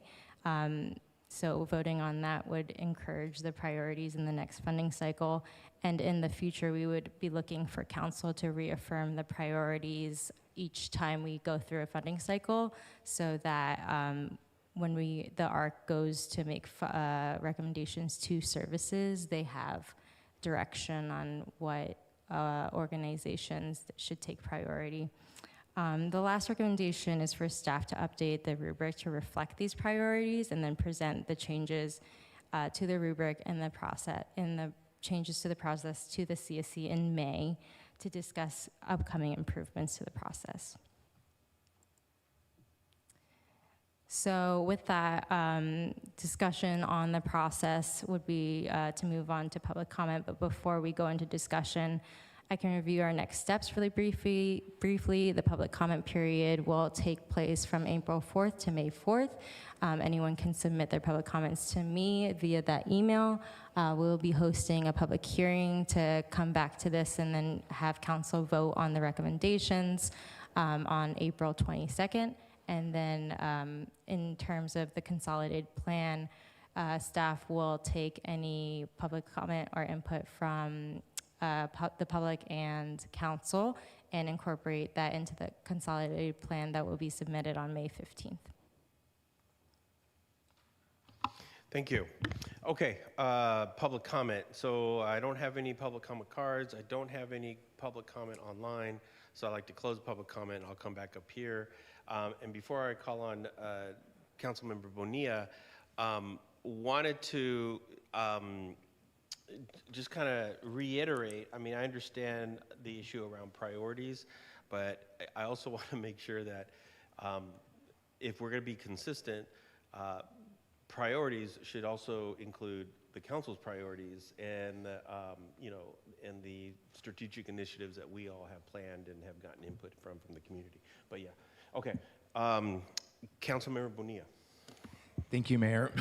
Again, I just wanted to thank the CSC for their hard work, because I really do think that these recommendations are thoughtful, sound, and I believe that they're fair. So thank you for your hard work and for committing to ensuring that these vital community services are available to our community.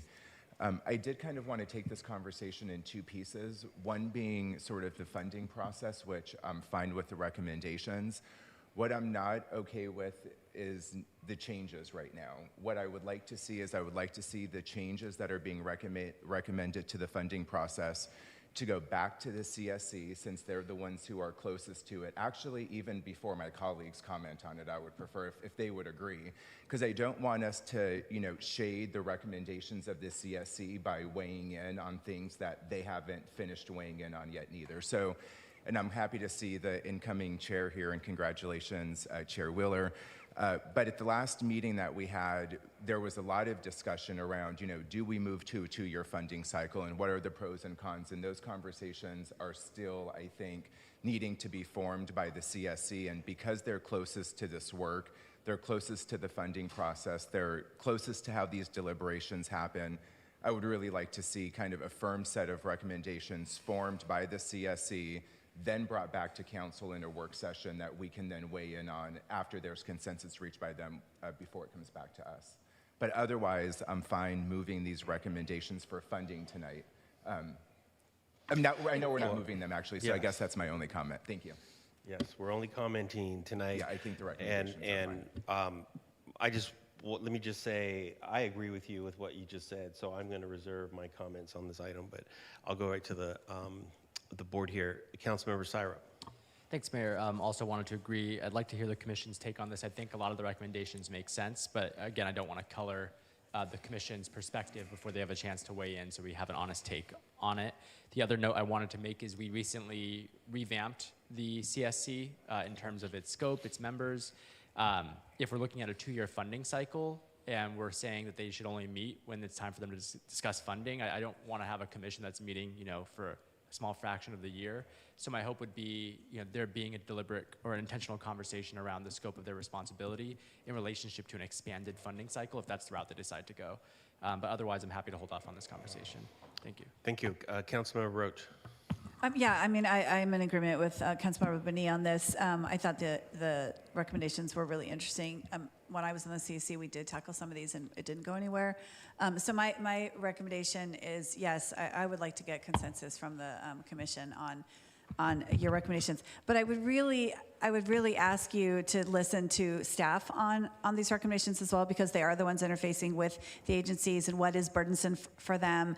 And they would have the longer arc view, because a lot of you are new on that commission. And so I think the staff input is going to be really useful, that's a sort of collaborative conversation.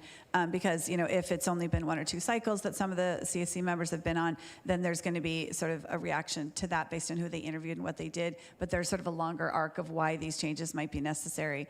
And so that's what I would ask there, that there's a sort of a good collaboration with the staff on this as well. Thank you. Thank you. Councilmember Andrews. Yes, I actually was not going to comment on these recommendations, but wanted to see if we could bring back to the commission if we are going to change the schedule or how recommendations are being brought forward.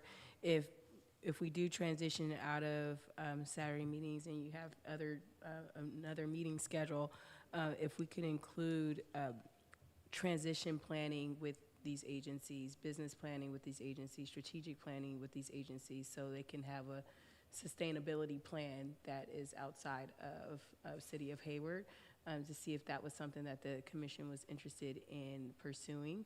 And then also, I've always had questions about how much staff time is spent on the amount of money that we're giving out versus how much the city is spending to give out money.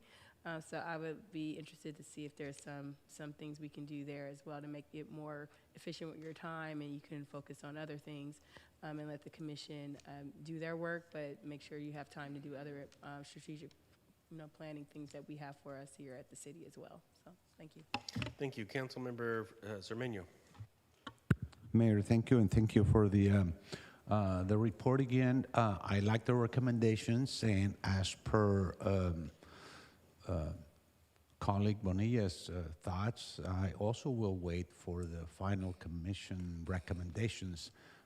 My first thought is that it would be easier for everybody, commissioners, staff, and for the community organizations. So thank you. And thank you for the work. Councilmember Goldstein. Just wanted to reiterate my thanks and appreciation for the hard work that you do. I agree with Councilmember Bonilla that we should wait and hear back from you on your recommendations, how we should move forward.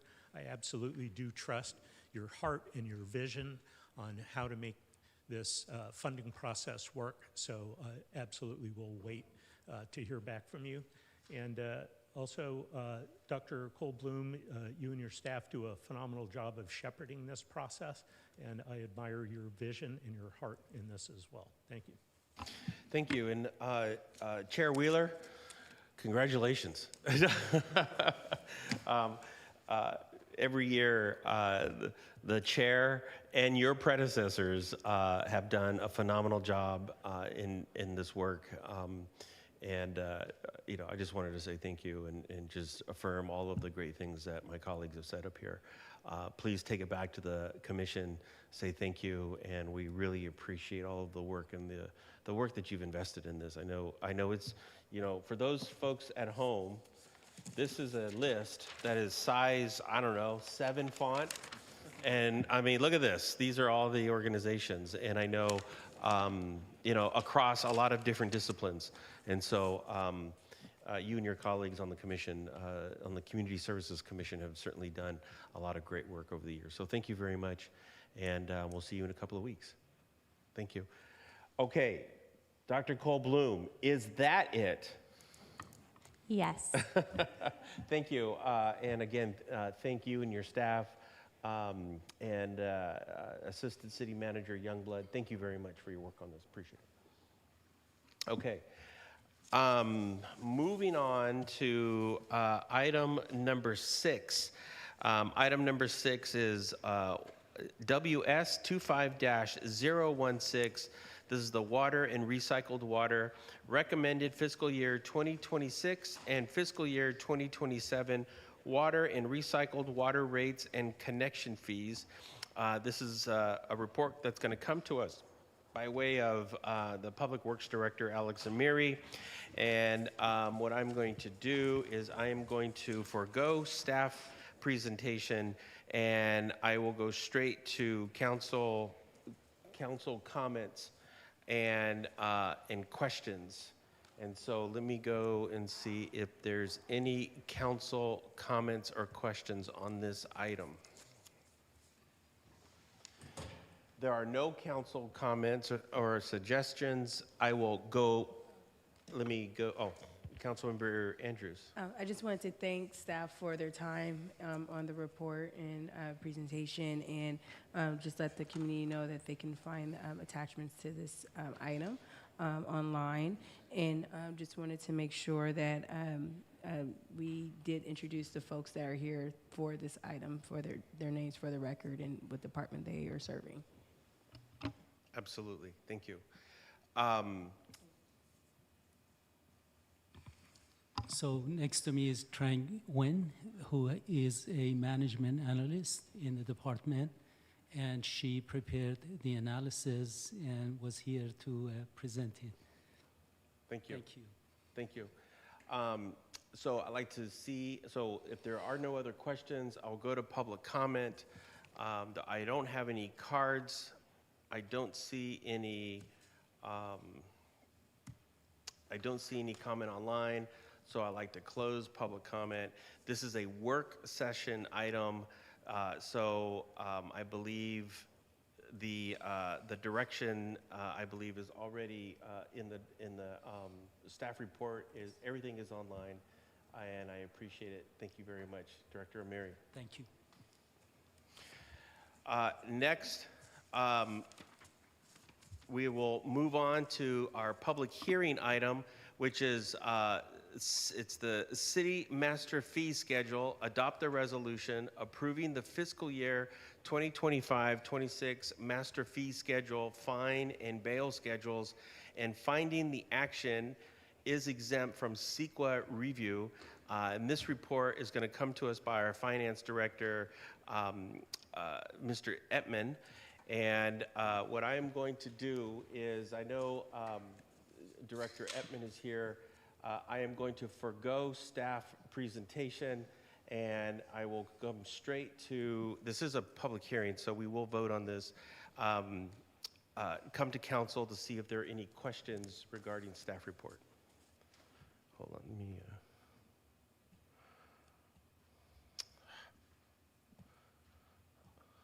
Hold on. Oh, here we go. I don't see any questions, so I will close questions, go to public comment. Hold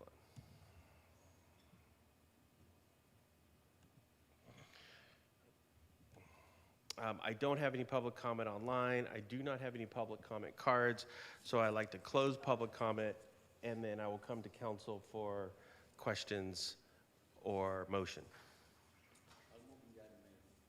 So I just had, Go ahead. Yeah, thank you.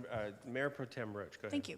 I was wondering about the housing in lieu fees, that they're going down slightly. I'm just wondering why.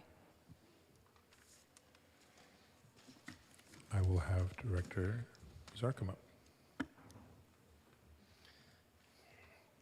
Development Services, Sarah Bowser coming up to the podium. Your guess is as good as mine, but I will tell you that those fees get altered every year by the Engineering News Record, and this year it's gone down 0.3%.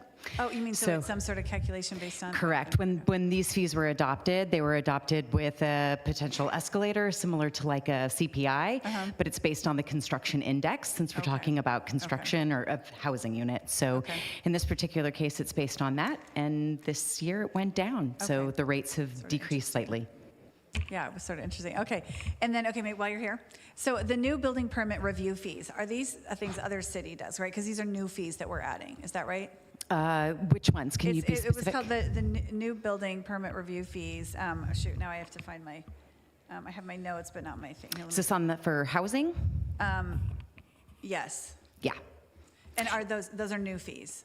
Yes, but it's tied to our time and our materials reviewing those applications. So what we're trying to do is capture costs that we have spent or that is typically spent in our staff time in reviewing those applications, and making sure that we're recovering costs for service. Okay, and are those other cities do that, I assume? Yes. Okay, and so they're not new fees, they're Correct. just, okay, so they're fees that we've already, okay. It's just the way that was added in there. Correct.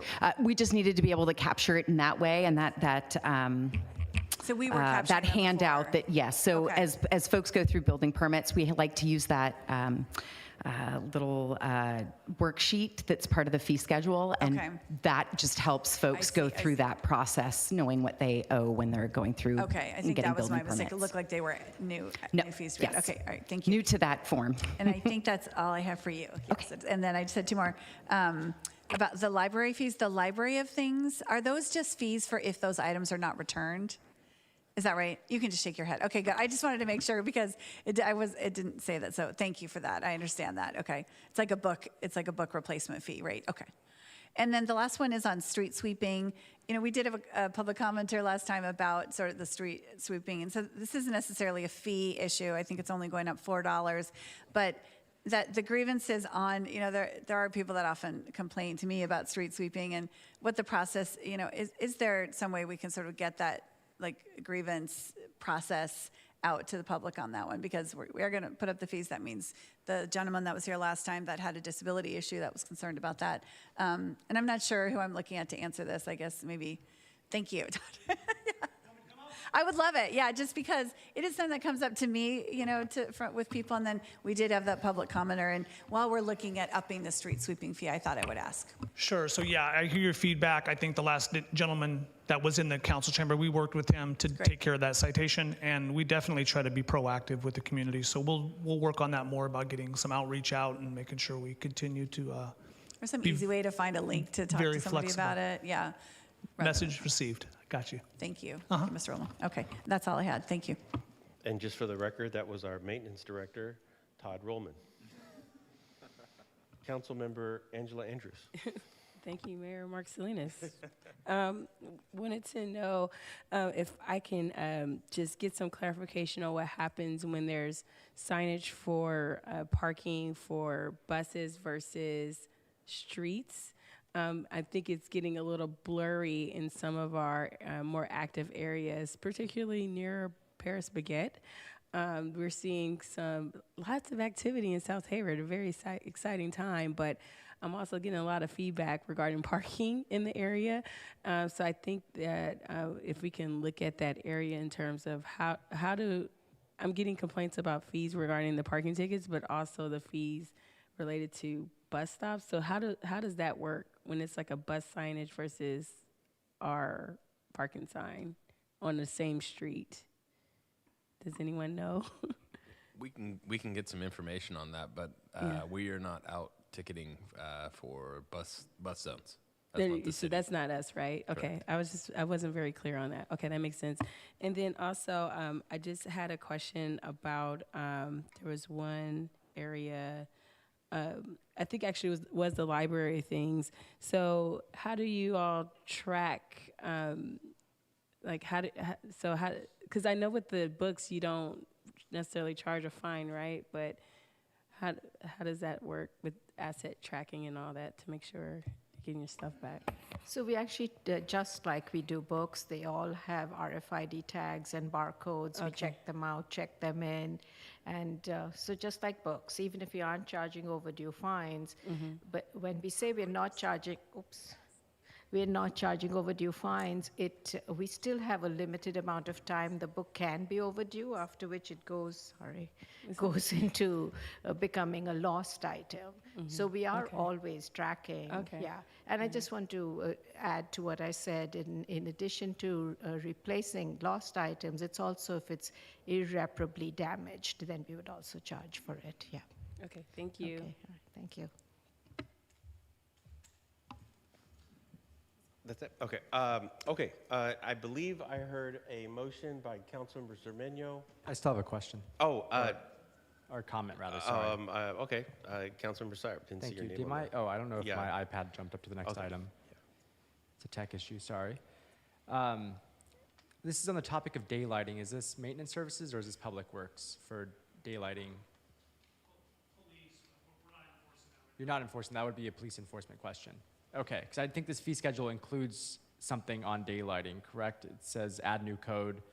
I just want to be mindful, so even if a curb, let me just make sure this, even if the curb isn't painted red, someone could still get ticketed. And I've just seen other cities implement this and get a lot of pushback because someone will park in their neighborhood, it's not red, but they're not aware of the fact that they're not supposed to be parked there. So I guess I'm going to direct these comments towards the city manager and hope that this gets to the police chief. If there's a way where prior to us initiating the ticketing around this fee, if we're able to offer some kind of educational resource, small piece of paper that says, hey, daylighting law is going to affect on this day. If you park within 20 feet of a crosswalk, even if it isn't painted red, you will be ticketed. Let's give people a heads up because people have been furious around the implementation of this and they already have a tenuous relationship with local government and we don't need to make it worse. So the more we can ease our residents into understanding this law instead of springing it on them, the better. And that is just my only comment here, and I'm happy to support whatever motion comes forward here. Thank you. Councilmember Syber just brought up something that I was thinking about. Is I understand there was a publication like about a week's time with the announcement of the new fees. Is that did we get any feedback from the community from that publication? No. I don't believe we have. Okay, just make sure. All right, thank you. Okay. Moved by Councilmember Zermeño. I didn't hear a second. I'll second. Seconded by Councilmember Syrup. And if there are no other questions or comments, Madam City Clerk, you can take the roll. Yes, thank you, Mr. Mayor. And my apologies. Councilmember Andrews. Aye. Councilmember Bonilla Jr. Yes. Councilmember Goldstein. Yes. Councilmember Roach. Yes. Councilmember Syrup. Yes. Councilmember Cermeño. Mayor Salinas. Yes. Thank you. And it unanimously passes. Thank you. And thank you. Appreciate it. Next item is agreement. It's PH 25-014. It's a public hearing item. This is an agreement with, let's see, is it Cicirco Energy Solutions? Adopt a resolution authorizing the city manager to execute an agreement with Cicirco Energy Solutions, Inc. for energy conservation measures reimbursable under PG&E on-bill financing program in a not-to-exceed amount of $2,100,000 $196,973 and transfer the appropriate $2,087,504 from the Measure C Fund to the Facilities Capital Investment Fund, Project 07235. And this report will come from Development Services, Todd Rollman. And I have asked Todd Rollman that we will forego staff report, and I'll come straight to council for questions. If I could, I'd just like to add that I also have our facilities manager, Alan Kaczynski, here, and the general manager from Sizerco, Scott Meinson, here as well to help answer questions of a technical manner. Great, thank you. Thank you. Councilmember Roach. Thank you. Yeah, so my initial reaction to this was like a yes, please, right, like a situation. It seems like a good deal for the city. But I just wanted to be clear. Is this, so it's a reimbursable program, so we're not funding this program? Correct. So to fund the construction of the project, the city is going to front essentially the $2 million to do the construction project. In 12 months, once that concludes, PG&E will reimburse us that full amount on a zero interest loan that will be on our PG&E bill. The payments on that loan will be paid for via the energy savings of the project. Okay. Okay, and is that, I mean, all that sounds amazing. It's just that, is there some concern that, I don't know, PG&E doesn't come through because they get sued massively by all the users in California, or, you know, or the savings don't come through because whatever, renewable energy doesn't, put out as much savings as we think. So I'm wondering what the risk is. I think there's always a small probability that that's happening, or that could happen. I would put that as a very low probability.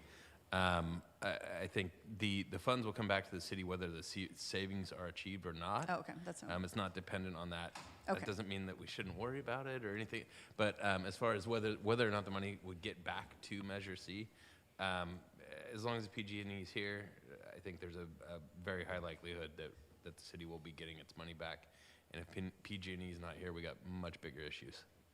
I know. I agree with you. I just wanted to ask the question. Okay, thank you very much. Thank you. Councilmember Andrews. Oh, I just wanted to know if any of this work impacted the master planning that was happening for the capital projects.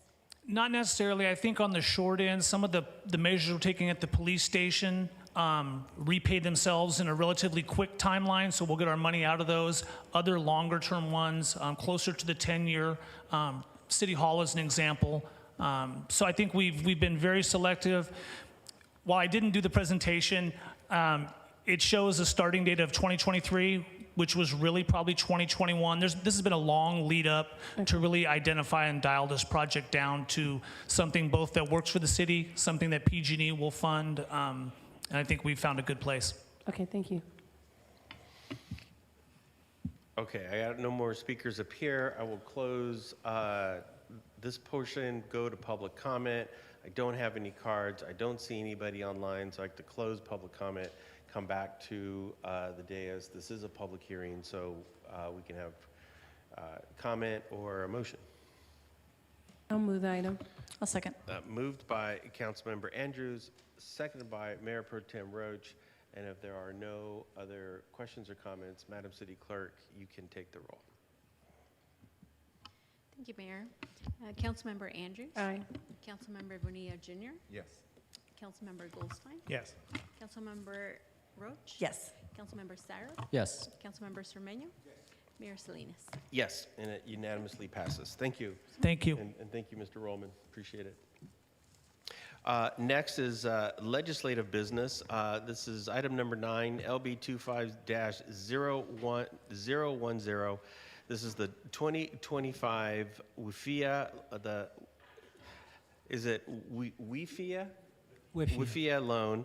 Adopt resolution of the City Council authorizing the execution and delivery of the WIFIA loan agreement with the United States Environmental Protection Agency and a related promissory note in the maximum principal amount of $244,139,000, excluding capitalized interest to finance certain capital improvements to the wastewater system, including the water resource recovery facility improvements and approving related agreements and actions. And I believe our Director of Public Works is going to deliver this, and he's back up here. Thank you. Go right ahead. Thank you very much, Mr. Mayor. Good evening, Mayor and Council members. As the Council is fully aware, City of Hayward and many more agencies with wastewater treatment plants are forced to implement super expensive projects to reduce the amount of nutrients in their treated wastewater in order to meet brand new mandate from the Water Board. The city's required improvements estimated to cost just shy of $500 million. State of California has indicated that it has no funding for low-interest loan or any financing options. To raise the required funds, the city is pursuing a market rate loan from US EPA's Water Infrastructure Finance and Innovation Act, or WIFIA, for 49% of the cost, plus 2 rounds of revenue bonds financing for another 45%. The WIFIA loan is just over $244 million, as you indicated. For the past several months, the city's team has been working with an exceptionally qualified team of consultants and legal experts, including Craig Hill and Christian Spranger of NHA Advisors, Chris Lynch of Jones Hall, and Seema Shavan of Brown and Caldwell to work with US EPA team in this rather uncertain times. I'm pleased to report that the teams have been able to develop a WIFIA loan agreement, which is before you this evening for your review and consideration of approval. Please note that since the discussions with US EPA have been going on every week, including a session earlier today, the final version of the agreement may be slightly different from the version that is in your packet, but these differences are minor and not substantive. With that, I'll turn this over to Mr. Spranger of NHA Advisors for a short presentation. Christian? Thank you, Alex. Can you all hear me? Excellent. I see that the screen is up, and so I will go ahead and kick it off. As Alex mentioned, I'm with NHA Advisors. We are the financial advisor to the city, and tonight I'll be giving you an overview of the 2025 WIFIA loan. We could go to the next slide, please. Thank you. This slide lists the financing team for the 2025 WIFIA loan. The city is the borrower, of course, and then the lender is the United States EPA.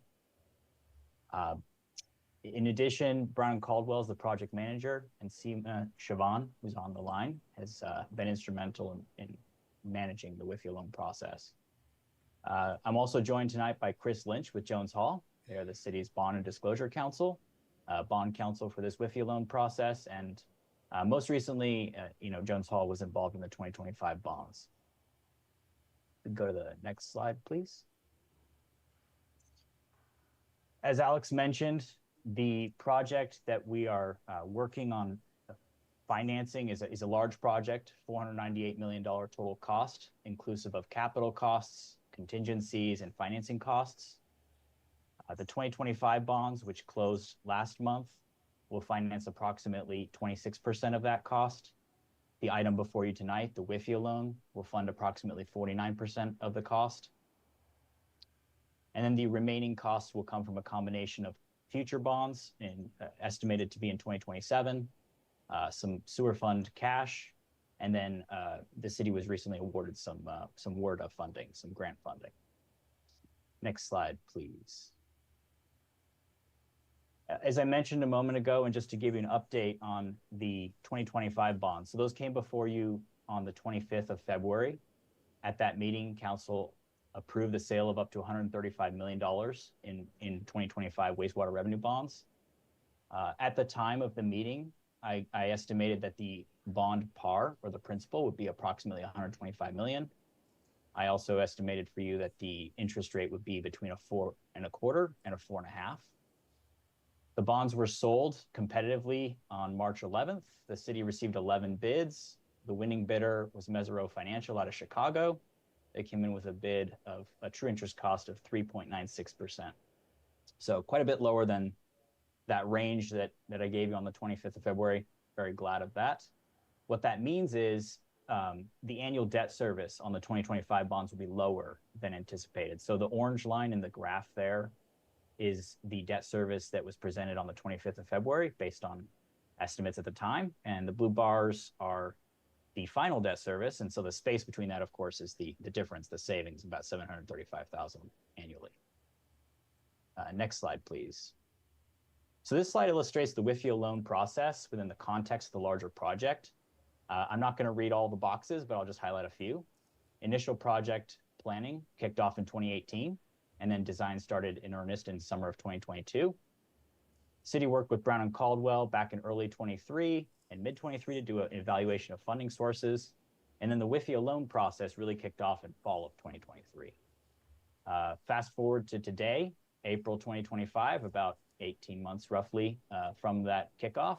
We are very close, as Alex mentioned. We're having weekly calls with the EPA, very close to finalizing and closing the WIFIA loan, of course, pending tonight's discussion and tonight's item.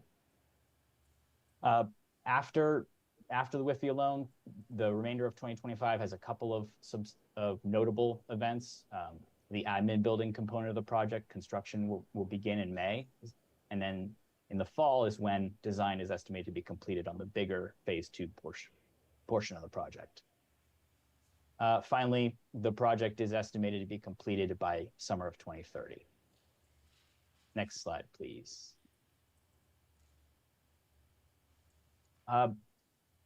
Looks like, at least on my end of the image, the graph, there's some items missing. Would it be okay if I did the screen share on my end to show?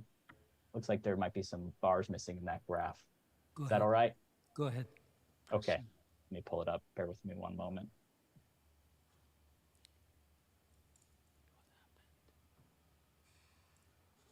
Okay, started sharing. Let me go to that page. There we go. Can you all see that page with the graph? Yeah. Yes. Excellent, thank you. So the WIFIA loan will be structured with a standard sewer revenue pledge. It'll be on parity with the existing 2006 SRF loan and the 2025 bonds, which closed just this last month.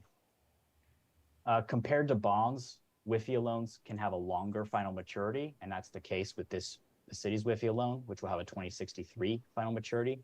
It'll have a fixed interest rate, flexible optional prepayment, and notably, it's going to be structured to have a deferred repayment structure such that it wraps around the other debt. So in the image that I'm showing, this is why I wanted to do the screen share to really convey this, is you can see the purple series there that represents the 2025 bonds that closed last month. The light gray series on top of that represents what we estimate will be the debt service on those future, that last bond series, right now estimated to be in 2027. And then the orange series shown, that's the debt service estimate for the WIFIA loan. So you can see up front, from about 2039 through 2055, the WIFIA loan debt service hovers around $18.5 million a year. And then when all of the other debt has matured and been paid off, the WIFIA loan repayments really ramp up to about $32.5 million per year. So the benefit of that wraparound or that structure is that from an aggregate perspective, the total debt service of the sewer fund steps up gradually over the next 10, 15 years and then levels out on an aggregate basis. There are several reasons why a WIFIA loan makes sense for funding large capital projects. The city is going to see benefits from each of the ones you see on the screen. I'll only emphasize a few of these and happy to discuss any more as you may have questions. First comment, interest rate. A WIFIA loan rate is not a subsidized interest rate loan. What it is, however, is allowing issuers to access the capital markets at to access a high a large sizable loan at effectively the same rate as the federal government can borrow. Currently, a WIFIA rate would be between a 4.5 and a 4.6% for a loan of the term and the structure that we're discussing. Notably, the second box there, the interest rate reset. The interest rate on the WIFIA loan can be reset one time after closing. There are a couple of caveats, namely that the city hasn't drawn any WIFIA money by the time it wants to do the reset, and two, that the project's not more than 51% complete. But provided those two boxes are checked, it is a possibility, if the market rates go down after closing, that the city could reset its WIFIA loan at a lower interest rate. And as you can imagine, when we're talking a loan of up to $244 million, a reset to go to a lower interest rate can mean sizable reductions in debt service payments. As you might imagine, since one of the triggers to lose that option is drawing on the loan, a lot of issuers wait to draw on that for as long as possible. And that's part of the strategy that is behind the city's financing plan, which is use the 2025 bonds, which closed last month, to fund construction for approximately the next 18 months. And during that window, after you've closed the WIFIA loan, we'll keep monitoring the markets, keep monitoring that rate, and hopefully rates go down and you can begin that rate reset process. Deferred start of repayments around the middle of the screen. That is a feature that I mentioned, that the city's making use of. And namely, the city's project is expected to be completed by 2030, but your first repayment to the WIFIA program, to the EPA, won't be until 2034. And so that's part of that overall strategy, if I'll flip to the previous screen, of you can see the debt service, the aggregate debt service here on the front end, stepping up gradually year over year. Last box I'll talk about on this screen is the early prepayment, the optional prepayment. City can prepay the WIFIA loan at any time after completion of the project. That's a nice feature in the event that some other cheaper source of money came along, or that there was some windfall of money that would allow you to pay off the loan early.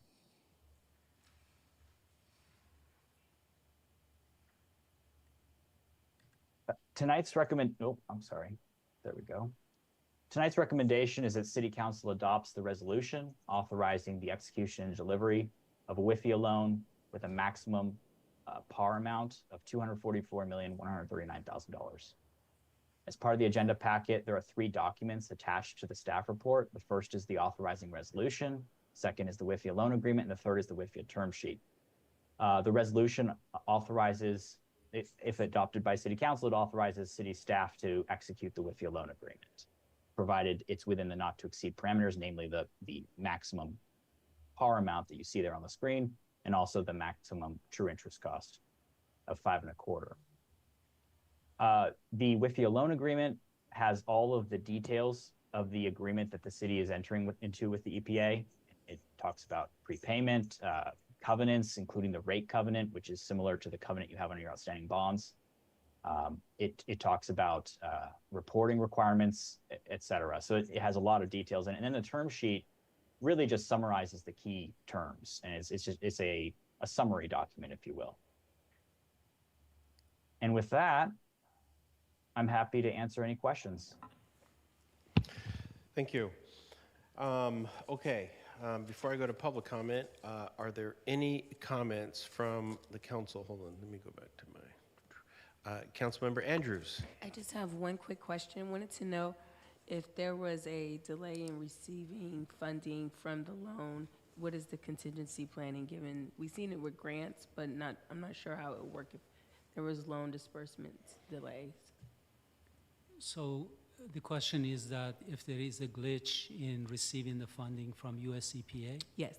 So the only option available to us right now is, again, revenue bonds, to go back to the market and increase the amount of borrowing we have under revenue bonds. And so when it's 100% WIFIA loans, then we'll have to go back to the market.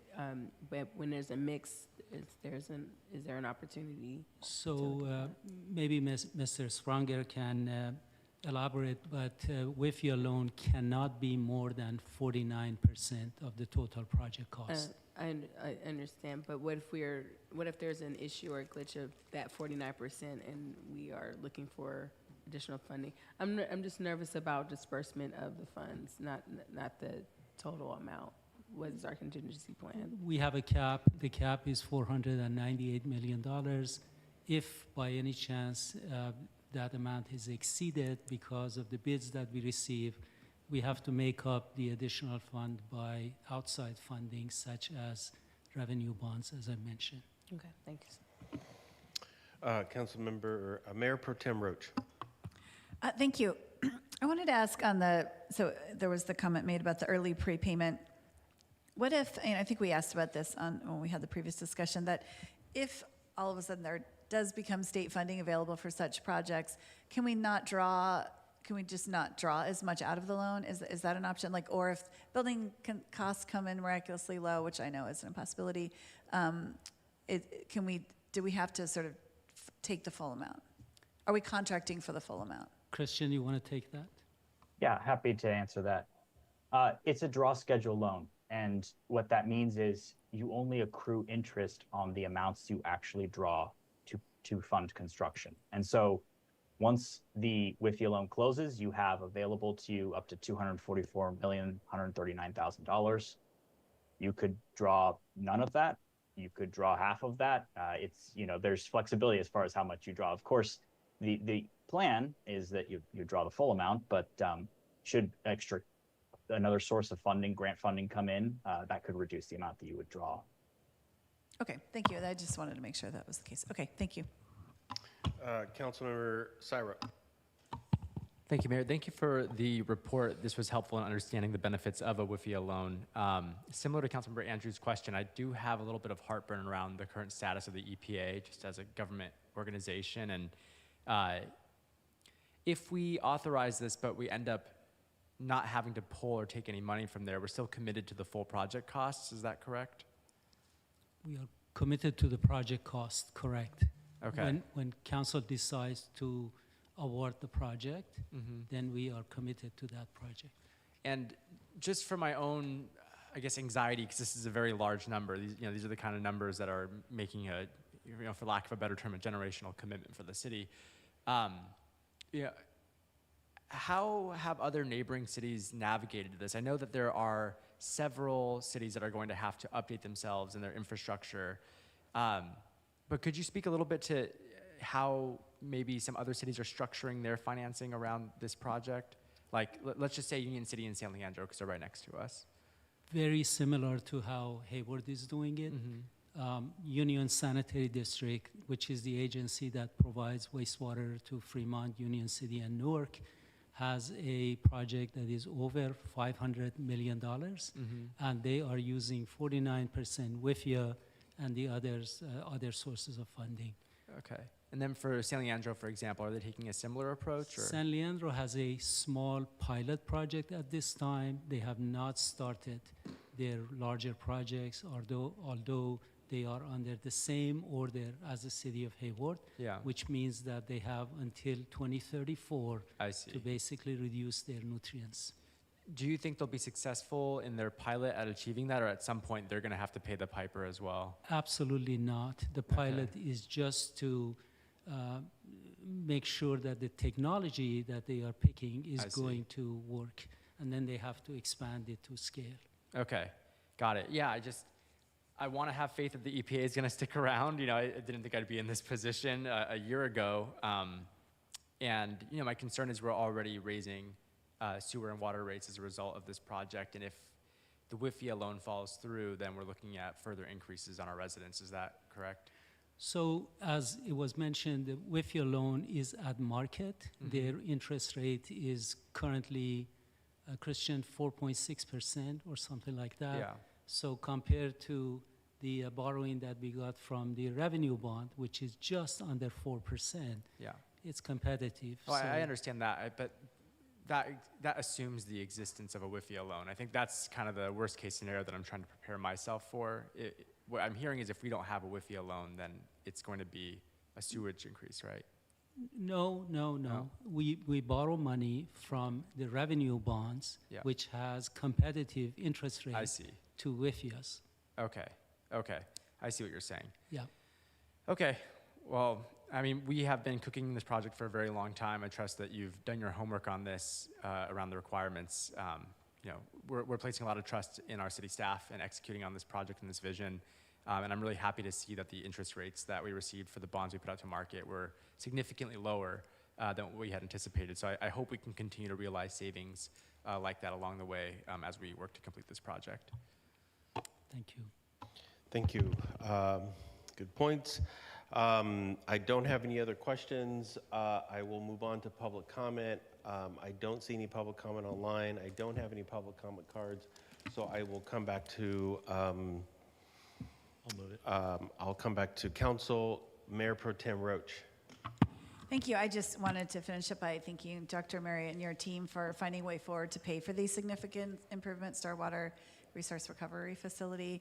And I just wanted to state that made necessary by a new rule adopted by the California Regional Water Quality Control Board in July 24 that mandates a further reduction of certain nutrients going into the bay. So we had to do this, and I just appreciate the creativity that you're finding to move forward with this and trying to keep us as make this as well. It's a huge impact, but make it as as efficient as possible to the city. And this WIFI alone goes towards that. So thank you very much. Thank you.